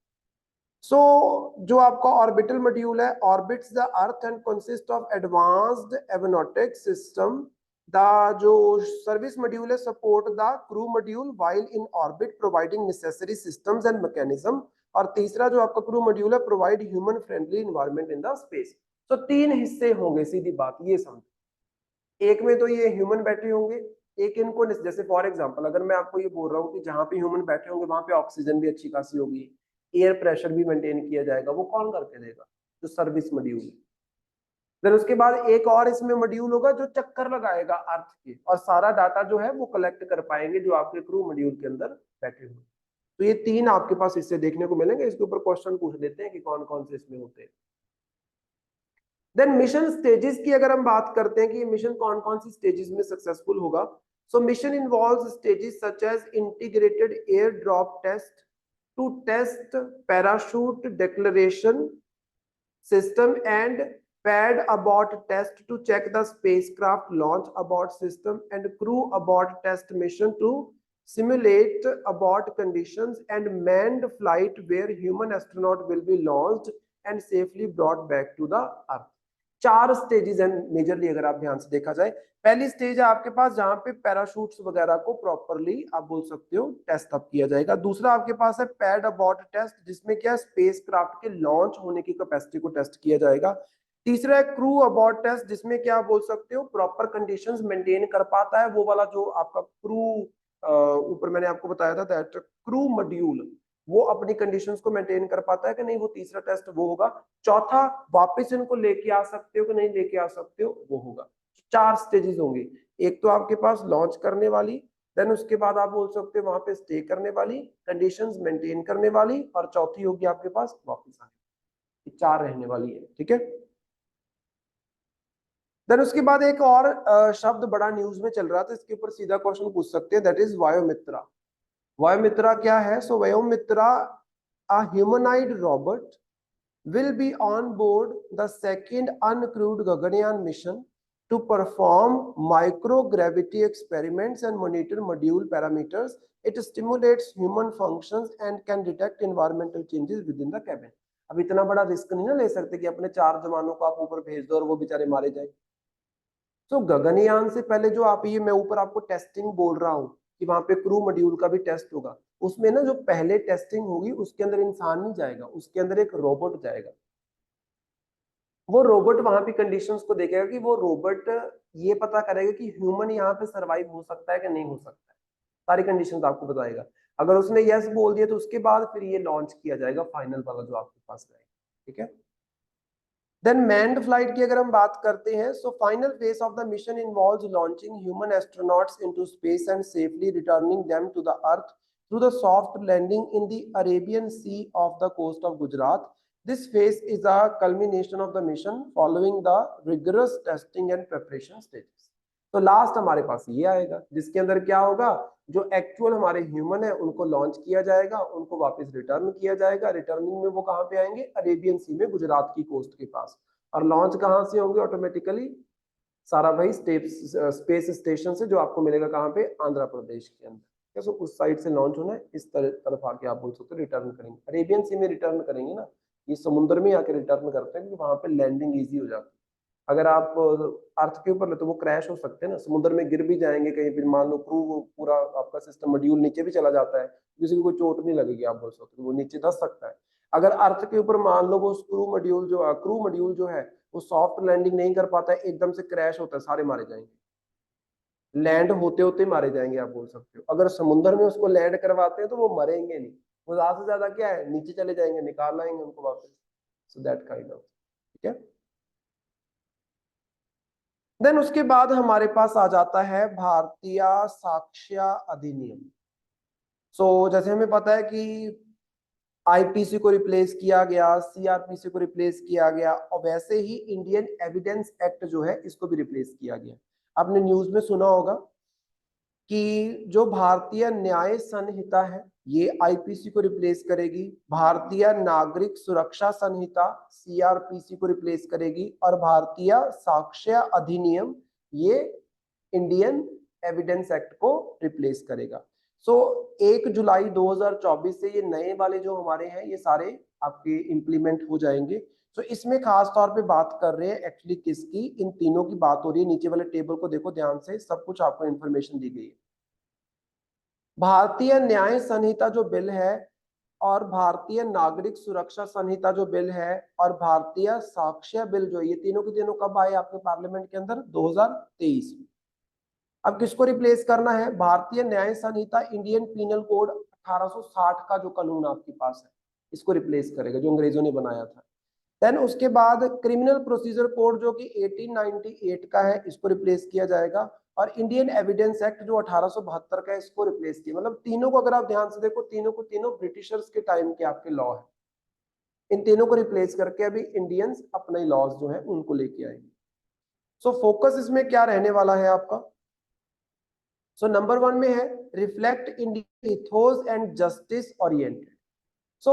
कहीं ना कहीं इंडियन पीनल कोड जब बनाया गया होगा तो अंग्रेजों ने अपने एथिक्स के अकॉर्डिंग उसको बनाया। दूसरी चीज, अंग्रेजों के तो अब एथिक्स ही चेंज हो चुके हैं, उस टाइम पे कुछ और हुआ करते थे, क्योंकि समय के साथ क्या होता है, समाज में मान्यताएं चेंज हो जाती हैं। जैसे उस टाइम पे आपने ये तो सुना ही होगा कि इसमें जो 370 वाला सेक्शन है उसको हटाया गया था। अब उसको हटाया गया था, उसके पीछे कारण क्या था कि वो ये जो होमोसेक्सुअलिटी है इसको क्या बोलता था, क्राइम और अननेचुरल बोलता था। आज अगर आप ब्रिटिशर्स को देखोगे वहां पे तो ये सब अलाउड है, लेकिन इंडिया में इसको अननेचुरल बोल के आप बोल सकते हो रिस्ट्रिक्ट किया गया। किसने किया, अंग्रेजों ने। सुप्रीम कोर्ट ने क्या किया, उसको कैंसिल आउट कर दिया। ऐसी और बहुत सारी चीजें जिसको निकालने की जरूरत थी और उसको इंडियन टच देने की जरूरत थी, वो दिया जाएगा। दूसरे वाले में देखो, एनहांसेस सिटीजन प्रोटेक्शन, सीआरपीसी को रिप्लेस करके प्रोटेक्शन को और बेहतर किया जाएगा, आप बोल सकते हैं। मतलब जैसे सीआरपीसी में आपके पास क्रिमिनल प्रोसीजर कोड है, अगर कोई क्राइम होता है तो उस बंदे का कैसे निवारण करना है, आपने कैसे उसको सजा देनी है, that is all written in the CrPC. उसमें क्या, जैसे रेप के केसेस पहले इतने नहीं हुआ करते थे, अभी बहुत ज्यादा बढ़ गए हैं, तो इन चीजों के ऊपर थोड़ा सा ध्यान देने की जरूरत है। हरासमेंट के केसेस बहुत बढ़ गए हैं, उसके ऊपर ध्यान देने की जरूरत है। तीसरा, एविडेंस एक्ट जो है, क्या करे तुम दोनों, मुझे सब पता चलता है क्या करते तुम लोग क्लास में बैठ के, खेल चल रहा है यहाँ पे कोई। पहले तो आना लेट है, फिर आप क्या करने में लगी हुई है। मैंने दूर दूर करके बिठा देने, एक उधर एक उधर। जो आपके पास भारतीय साक्ष्य बिल है, एविडेंस एक्ट जो है, इसको मॉडर्नाइज करने की जरूरत है। जैसे फॉर एग्जांपल जिस टाइम पे ब्रिटिशर्स इसको लेके आए एविडेंस वाले को, उस टाइम पे कौन से इलेक्ट्रॉनिक एविडेंस हुआ करते थे, या उस टाइम पे कौन से आप बोल सकते हो मोबाइल चैट्स या मोबाइल रिकॉर्डिंग्स एज अ मतलब एविडेंस यूज किया जाता है। लेकिन आज तो हमने करना है, आज हमने करना है, तो मतलब इसमें कुछ आपको मॉडर्नाइजेशन करने की जरूरत है। ये एविडेंस एक्ट आपको बताएगा कि कौन कौन से एविडेंस को किन सर्कमस्टांसेस में आप यूटिलाइज कर सकते हो, एज सिंपल एज दैट। फिर इसमें क्या चेंजेस हुए हैं, तो इसके अंदर अगर आप ध्यान से देखो आपको मिलेंगे भारतीय न्याय संहिता में 356 sections, replacing 511 sections of IPC. So IPC में 511 सेक्शंस थे, उनको रिप्लेस करके कितने आ गए, 356। देन भारतीय नागरिक सुरक्षा संहिता के अंदर 533 सेक्शन मिलेंगे, और कम से कम सीआरपीसी के 160 जो सेक्शंस है उनको चेंज किया गया है। चेंजेस हुए हैं, मतलब सारा नहीं हुआ है, जो करने की जरूरत है वो किया है। फिर भारतीय साक्ष्य बिल के अंदर 170 सेक्शंस होंगे, और जो आपका इंडियन एविडेंस एक्ट है उसके 23 सेक्शंस को चेंज किया गया, एज सिंपल एज दैट। ठीक है। देन उसके बाद अगर आप देखो वुमेन एंड चिल्ड्रन के बारे में, जो नया भारतीय न्याय संहिता बिल आया है, मतलब आईपीसी को जिसने रिप्लेस किया, ये क्या बोल रहा है, अ सेपरेट चैप्टर। पहले आईपीसी में वुमेन और चिल्ड्रंस के लिए अलग से चैप्टर नहीं था, इसमें एक स्पेशल चैप्टर है dedicated to them, new offence, false promise of marriage, employment etcetera, initiating children into crime made punishable, ये सारी चीजें। जैसे आजकल क्या होता है कि जैसे अब बहुत बड़ी सारी चीजें, जैसे आपने देखा होगा कि दिल्ली वगैरह में हमारे पास केसेस आए थे कि बॉयफ्रेंड ने अपनी गर्लफ्रेंड को मार के काट के कैसे फ्रिज के अंदर बंद करके रखा। कहीं ऐसा होता है कि जैसे आजकल हमें देखने को मिलता है कि ये चीजें बहुत हो गई है कि लड़के ने या लड़की ने प्रॉमिस किया, खास तौर पे लड़के ने प्रॉमिस किया लड़की को शादी का, और इसके बाद उनके बीच में रिलेशंस बनते हैं, और फिर वो लड़का शादी नहीं करवाता, कहीं और शादी करवा लेता है, अब वो लड़की कहाँ जाए, दैट काइंड ऑफ थिंग। ये सारी चीजों को यहाँ पे इंश्योर किया गया कि ऐसी चीजों को क्राइम के अंदर कंसिडर किया, इसलिए अलग से एक चैप्टर जो है वो बनाया गया। सो वुमेन की प्रोटेक्शन और चाइल्ड की प्रोटेक्शन इसके बाद बढ़ने वाली है। फिर उसके बाद जैसे हम बात करें जो भारतीय नागरिक सुरक्षा संहिता है, जो क्रिमिनल जो आपका होगा, उसके अंदर देखो sexual intercourse on false promise of marriage employment is a new offence. तो अगर हम बात करें कि जैसे ये आपको, आपने सुना होगा ये मूवी स्टार्स वगैरह को बोलते हुए कि जब ये कास्टिंग काउच होता है, कास्टिंग काउच वाला सिस्टम बढ़ा है कि मतलब कास्टिंग के लिए एक एक जैसे फीमेल को बुलाया जाता है, और उसको मतलब बोला जाता है कि हमारे साथ सेक्सुअली कुछ करो फिर हम तुम्हें कास्ट करेंगे, दैट काइंड ऑफ थिंग। वो अपने आप में देखो एम्प्लॉयमेंट के लिए आप एक क्राइम कर रहे हो ना। देन जैसे मैंने पहले आपको बताया कि फेक प्रोमिस करके सारे फिजिकल रिलेशंस बन जाते हैं, उसके बाद कई बार तो ऐसा भी होता है कि लड़की प्रेग्नेंट हो चुकी है और लड़का बोलता है मैंने शादी नहीं करनी, अब क्या, दैट काइंड ऑफ ऑफेंसेस को यहाँ पे बहुत अच्छे से टैकल किया गया। पहले ये नहीं होते थे, अभी ये होते, आज तो बहुत कॉमन है। फिर डिजिटल इंटीग्रेशन की अगर हम बात करें, तो जो नया आपके पास आईपीसी को रिप्लेस करके आया है, वो बोल रहा है expanded definition of documents address newer crimes and cyber offences. अब आईपीसी में कहां से साइबर ऑफेंस होगा, उस टाइम पे साइबर ही नहीं है, तो ऑफेंस कहां से आ जाएगा, समझ रहे हो। तो उस चीज को लाया गया। डिजिटलाइजेशन ऑफ प्रोसेस, जो क्रिमिनल प्रोसेस है उसको डिजिटलाइज करना है। Accepted documents include electronic and digital records, video recording, emails. इन सबको एविडेंस एक्ट के अंदर पहले लिखा ही नहीं हुआ था, क्योंकि ये सारे एविडेंस हुआ ही नहीं करते थे। ये ईमेल, वीडियो रिकॉर्डिंग, ये सब एविडेंस तो अब बने हैं ना, अगर देखा जाए तो। फॉर एग्जांपल आजकल आपने देखा होगा कोई किसी के साथ कोई बदतमीजी करने की कोशिश करता है, वो वीडियो बना लेता है, वो रिकॉर्ड के लिए उसकी वीडियो बना रहा है। लेकिन अगर आप ध्यान से देखो वो वीडियो लोअर लेवल पे तो चल जाती है, लेकिन जब आप कोर्ट वगैरह में जाओगे वहां पे उस वीडियो को most of the time accept नहीं किया जाता, मोस्ट ऑफ द टाइम उसको एक्सेप्ट नहीं करते, क्योंकि उसको एविडेंस माना ही नहीं जा सकता, क्योंकि एविडेंस एक्ट के अंदर लिखी नहीं हुई। उसको लिखने की जरूरत है ना, क्योंकि एविडेंस तो है अगर देखा जाए। उस टाइम पे कौन सी वीडियोस बनती थी, कौन सा लोगों के हाथ में मोबाइल फोन था जिस टाइम पे ये आया है, आप बोल सकते हो दैट इज योर 1872। देन उसके बाद अगर हम बात करते हैं, नेक्स्ट आपके पास आ जाता है speedy trial, this is most important. Summary trials, time limits, ये सब आईपीसी में लगाई जाएंगी, कितने टाइम के अंदर अंदर आपने ट्रायल को खत्म करना है, जो कि केसेस का निपटारा जल्दी हो जाए। और दूसरी तरफ दिस इज मोस्ट इंपॉर्टेंट, भारतीय नागरिक सुरक्षा संहिता बोल रही है कि trial expedited 90 days window for investigation after chargesheet filing.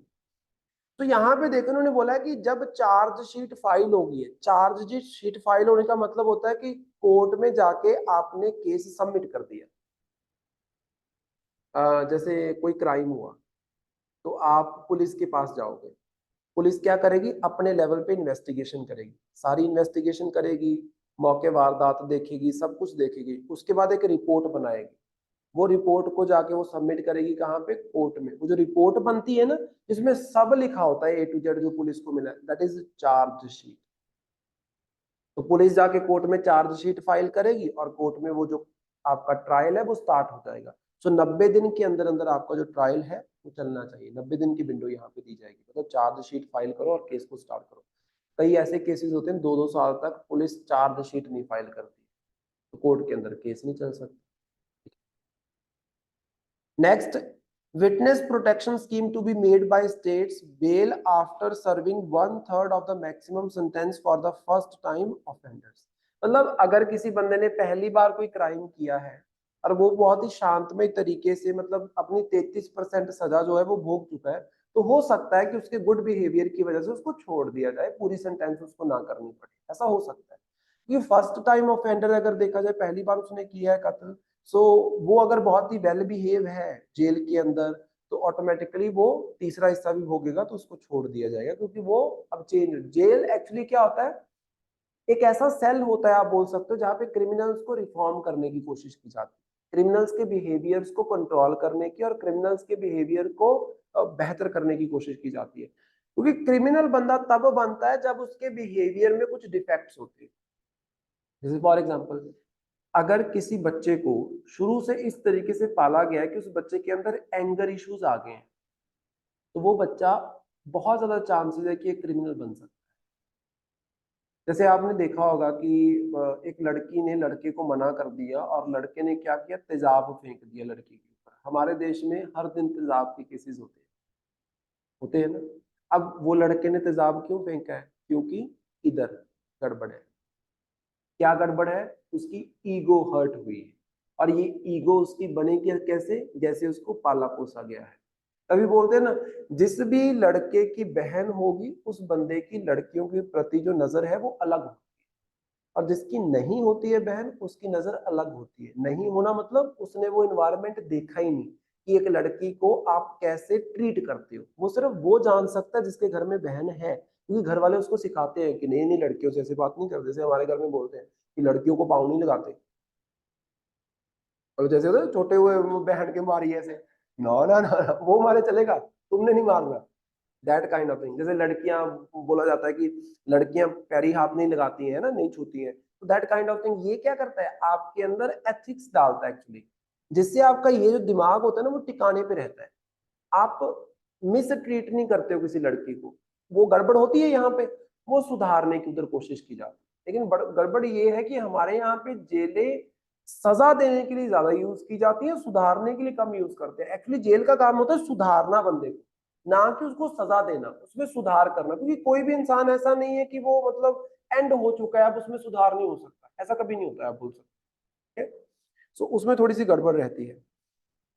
Then उसके बाद video recording of search and seizure operations by the police, ये सारी चीजें पुलिस कर सकती है। बाय एविडेंस एक्ट के तहत जो पुलिस कहीं पे जाएगी ना वो रिकॉर्ड कर सकती है सब। आजकल आपने देखा होगा टीवी सीरियल्स वगैरह में दिखाते हैं, पुलिस जाती है वो सब रिकॉर्ड कर रही होती है, ये एविडेंस मिला, ये मिला। पहले पुलिस नहीं कर सकती, वो आपको एविडेंस एक्ट के तहत मिल जाएगा। देन विक्टिम सपोर्ट की अगर हम बात करें, compulsory status updates of victim support. देखो सिंपल सी बात है, जिस बंदे के साथ क्राइम हुआ है ना, जिसने उसको झेला है आप बोल सकते हो, तो उसको प्रॉपर सपोर्ट प्रोवाइड करने की जरूरत है।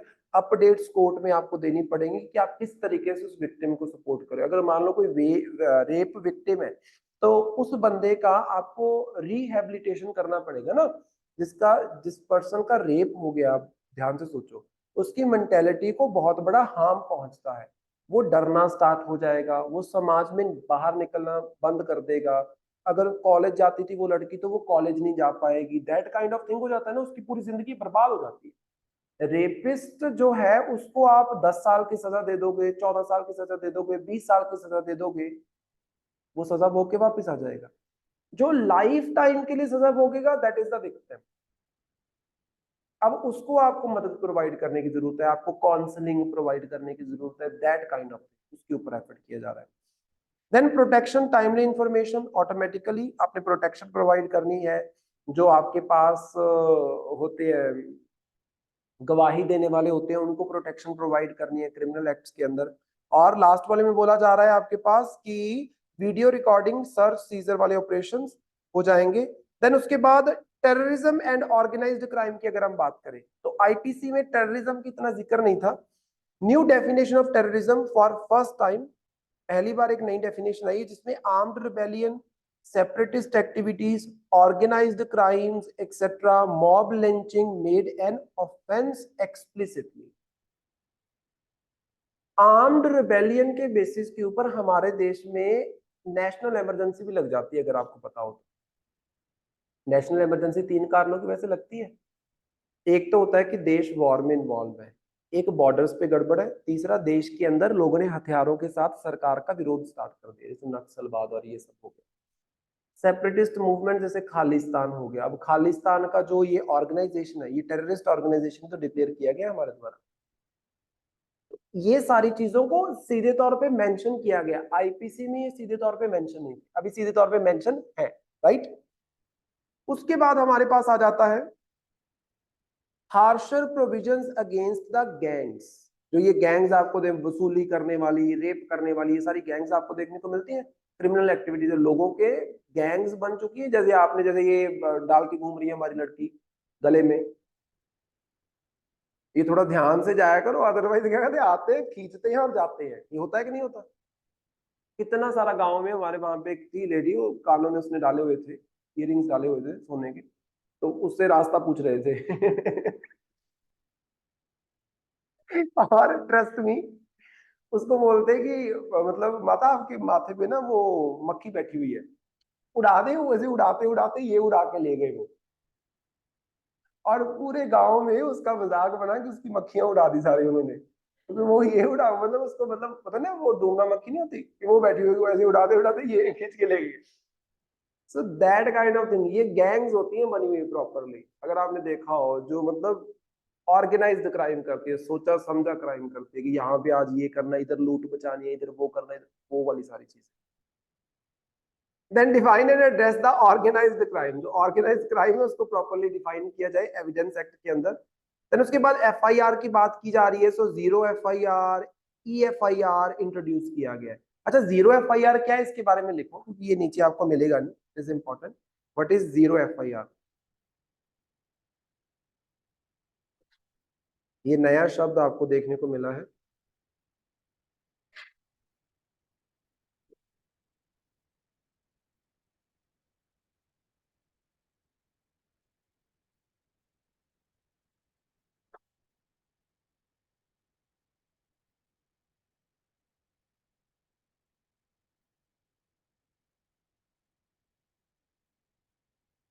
इसमें लिखना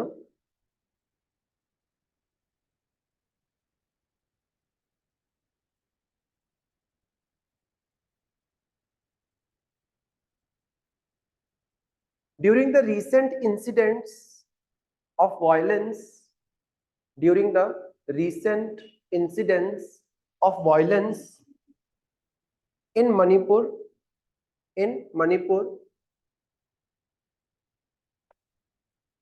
the concept of zero FIR, the concept of zero FIR, that is zero first information report. FIR का फुल फॉर्म पता है ना? फर्स्ट इंफॉर्मेशन रिपोर्ट, याद रखना।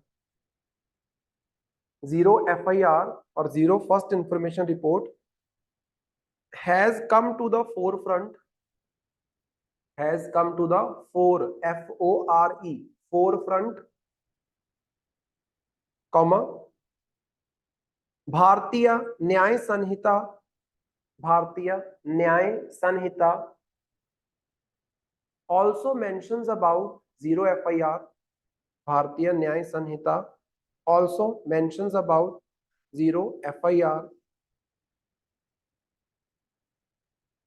तो मणिपुर के जब वायलेंस हो रहा था, क्राइम हो रहा था, उस टाइम पे बड़ा ये न्यूज में चला था और भारतीय न्याय संहिता में भी इसको लिखा गया है। तो लिखो next point, zero FIR is a type of FIR that can be registered is a type of FIR that can be registered by any police station, by any police station, irrespective of the jurisdiction, by any police station, irrespective of the jurisdiction, when it receives a complaint, when it receives a complaint regarding a cognizable offense, regarding a cognizable, COGNISABLE, cognizable offense। cognizable offense में लिख लेना bracket में होता क्या है।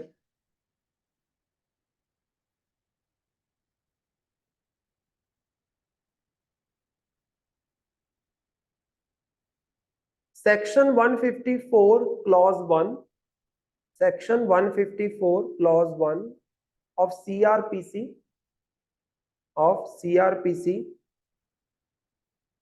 enables the police to register FIR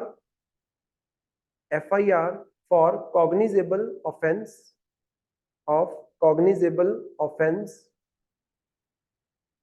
comma under which police officer may make an arrest without a warrant,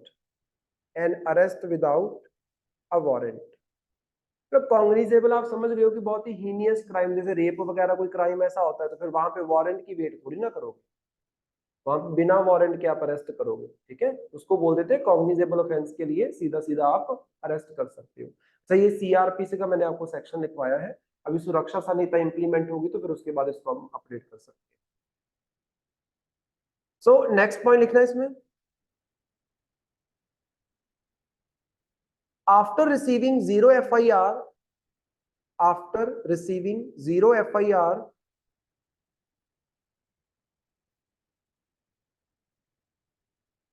the Revenant Police Station, Revenant, REVENANT, Revenant Police Station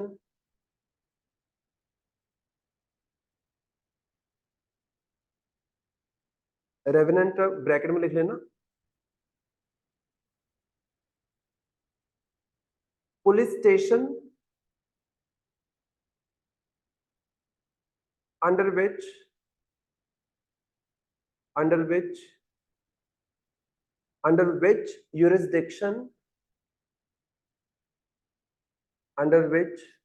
jurisdiction that area is covered, where crime happened, bracket close. The Revenant Police Station registered a fresh FIR and starts the investigation,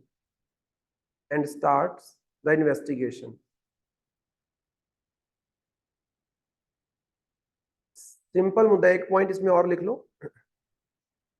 zero FIR was introduced after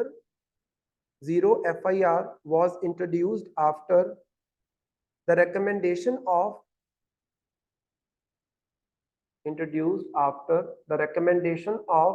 Justice Verma Committee,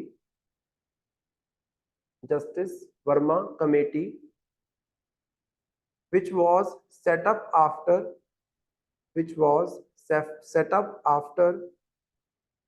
2012 Nirbhaya gangrape case, set up after 2012 Nirbhaya gangrape case, ठीक है। So zero FIR से मतलब क्या समझे, जैसे for example क्या होता है कि जहां पे क्राइम होता है ना, आपने देखा होगा कि भाई हमें ये पुलिस स्टेशन लगता है, हमारे एरिया में ये पुलिस स्टेशन लगता है। जैसे मान लो जहां पे आप रहते हो वहां पे चोरी होगी, तो आप रिपोर्ट कहाँ पे करोगे? जो आपके एरिया का पुलिस स्टेशन। आप दूसरी जगह एफआईआर नहीं लिखवा सकते हो, आप दूसरी जगह एफआईआर नहीं लिखवा सकते हो। लेकिन फिर हमारे पास 2012 के बाद से कंसेप्ट आता है जीरो एफआईआर का।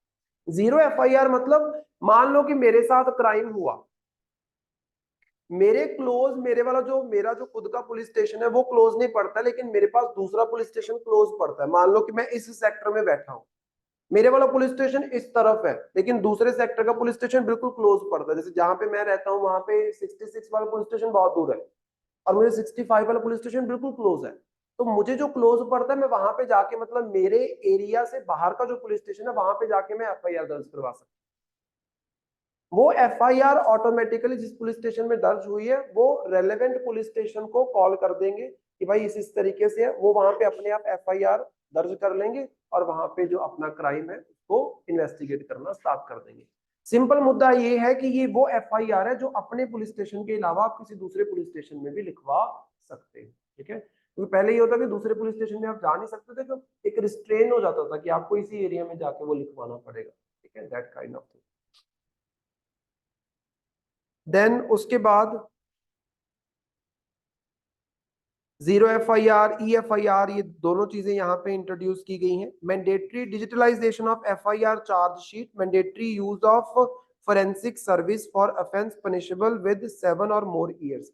एविडेंस एक्ट में ये किया गया है कि भाई जरूरी है कि फोरेंसिक सर्विस, फोरेंसिक समझते हो, सीआईडी देखा है कभी? उसमें वो लैब में जो घूम रहे होते हैं टेस्टिंग करने के, वो सब फोरेंसिक साइंस होता है। सो फोरेंसिक सर्विस का इस्तेमाल आपने जरूर करना है। एविडेंस एक्ट में बोल दिया कि कहीं पे अगर कोई भी ऐसा आप क्राइम की चार्जशीट दर्ज कर रहे हो जहां पे 7 साल की सजा हो सकती है, वहां पे फोरेंसिक एविडेंस का इस्तेमाल जरूर करना है। मतलब फोरेंसिक लेबोरेटरी को आपने जरूर इन्वॉल्व करना है इन्वेस्टिगेशन के अंदर। ऐसा नहीं कि ऐसे ऊपर ऊपर से इन्वेस्टिगेशन करके आपने काम खत्म कर दिया। डीएनए टेस्टिंग करनी है, फिंगरप्रिंट टेस्टिंग करनी है, कपड़े की टेस्टिंग करनी है, ये सब कुछ कौन करता है? फोरेंसिक साइंस वाले करके देते हैं। इसके अलावा आपने जो एफआईआर है उसको डिजिटलाइज जरूर करना है। रोज एक ना एक बंदा बीमार होता है इधर।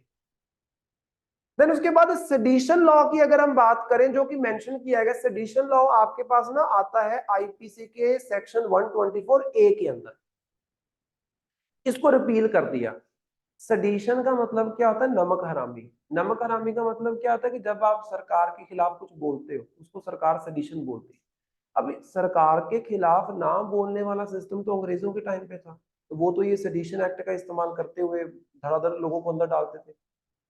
लेकिन अभी आज के टाइम पे तो हमारे पास freedom of speech and expression है, लेकिन अगर फिर भी आप सरकार के क्रिटिसाइज करने के ऊपर बंदों को उठा के जेल में डाल रहे हो, तो मतलब वो आपकी गड़बड़ हो रही है। ठीक है, तो इसीलिए इसको रिपील किया गया। आईपीसी के अंदर जो सेडिशन के बारे में मेंशन था, अभी यहाँ पे वो मेंशनड नहीं है। As simple as that. Then उसके बाद कुछ बेसिक इंफॉर्मेशन नीचे और दी गई है, वो वैसे हमने ऊपर जो है उस पर डिस्कस कर ही लिया है। इसको आप एक बार पढ़ लोगे। अच्छा, कुछ कंसर्न्स भी हैं जो नया आपके पास भारतीय साक्ष्य जो अधिनियम आया है। तो इसके अंदर आपके पास नंबर 1 है tampering of the electronic records. अब ध्यान से देखो, कल ही हम बात कर रहे थे कि ऑनलाइन कुछ जैसे होते हैं ना ये डिजाइन वगैरह, वो बात कर रहे थे कि ऑनलाइन हमारा एक बना हुआ है प्लेटफॉर्म, वहां पे प्रोजेक्ट वगैरह हम उठाते हैं। तो हमारे पास एक बार एक प्रोजेक्ट आया था जिसमें एक ईमेल थी, ईमेल में पीडीएफ थी, और पीडीएफ में कुछ एडिट करने के लिए हमें दिया गया था काम, उन्होंने एडिट करके दिया, लेकिन जिसने करवाया था उसका अकाउंट उस ऐप ने डिलीट कर दिया, क्योंकि पीडीएफ में एडिटिंग करवाना क्राइम है। मान लो मैंने आपको कोई पीडीएफ भेजी, उसमें मान लो मैंने कोई आपको ऑर्डर दिया, ऑनलाइन ऑर्डर ऐसे ही जाते हैं पीडीएफ में जो ऑफिसर्स देते हैं। मैंने आपको कोई पीडीएफ भेजी, उसमें मैंने कोई ऑर्डर लिखा हुआ है, आप क्या करो, मेरी पीडीएफ में एडिटिंग करवा के कुछ वैसा दर्ज कर दो जिससे मेरे ऊपर कोई एक्शन आ जाए। अब मैंने तो कोई और पीडीएफ भेजी थी, आप बोलोगे मेरे पास तो ये पीडीएफ आई है, ये देखो इन्होंने भेजी हुई है, नीचे सिग्नेचर किए हुए हैं ये एंड ऑल। तो वो जो टेम्परिंग होती है ऑनलाइन रिकॉर्ड्स के साथ, ऑनलाइन जो वीडियो वगैरह में आप देख रहे हो ऐश्वर्या राय का फेस लगा के नाच रही जनता, देखेगी नहीं देखें? होता है ना ऐसा।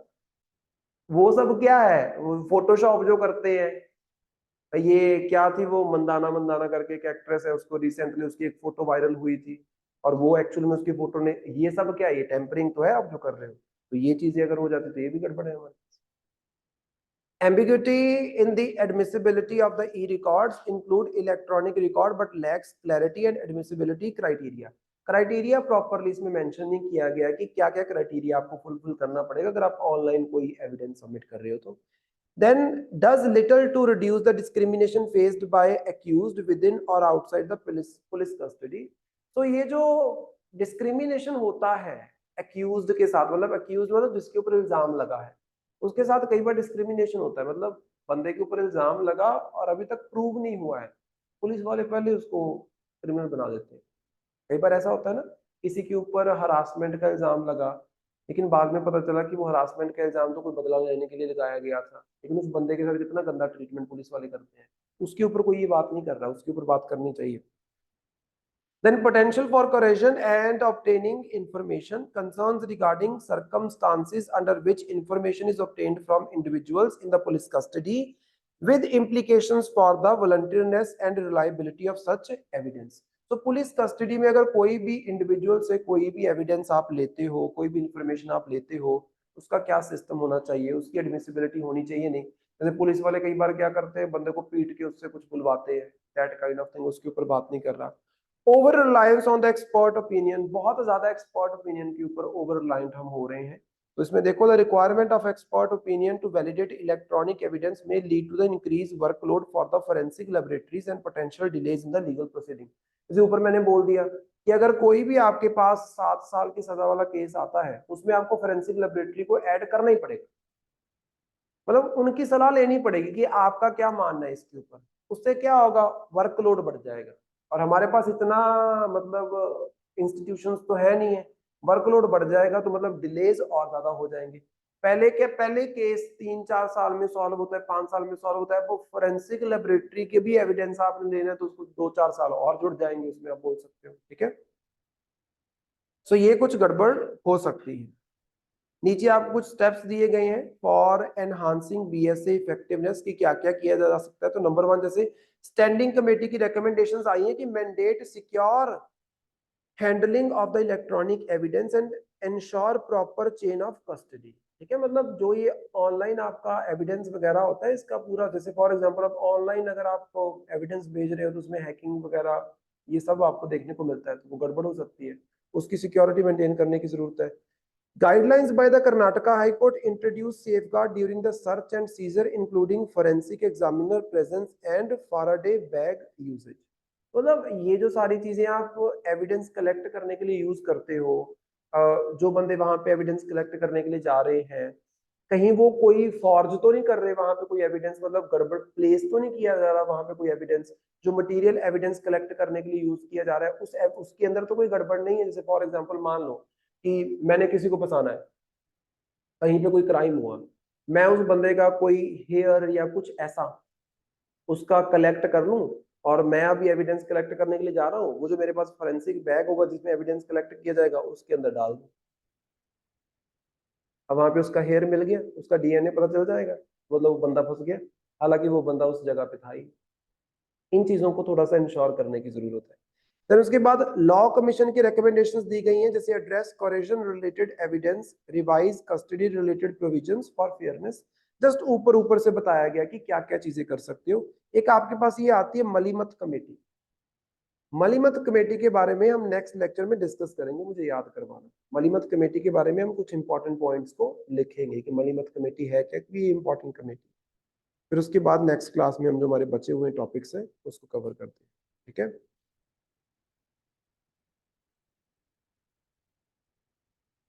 ठीक है फिर।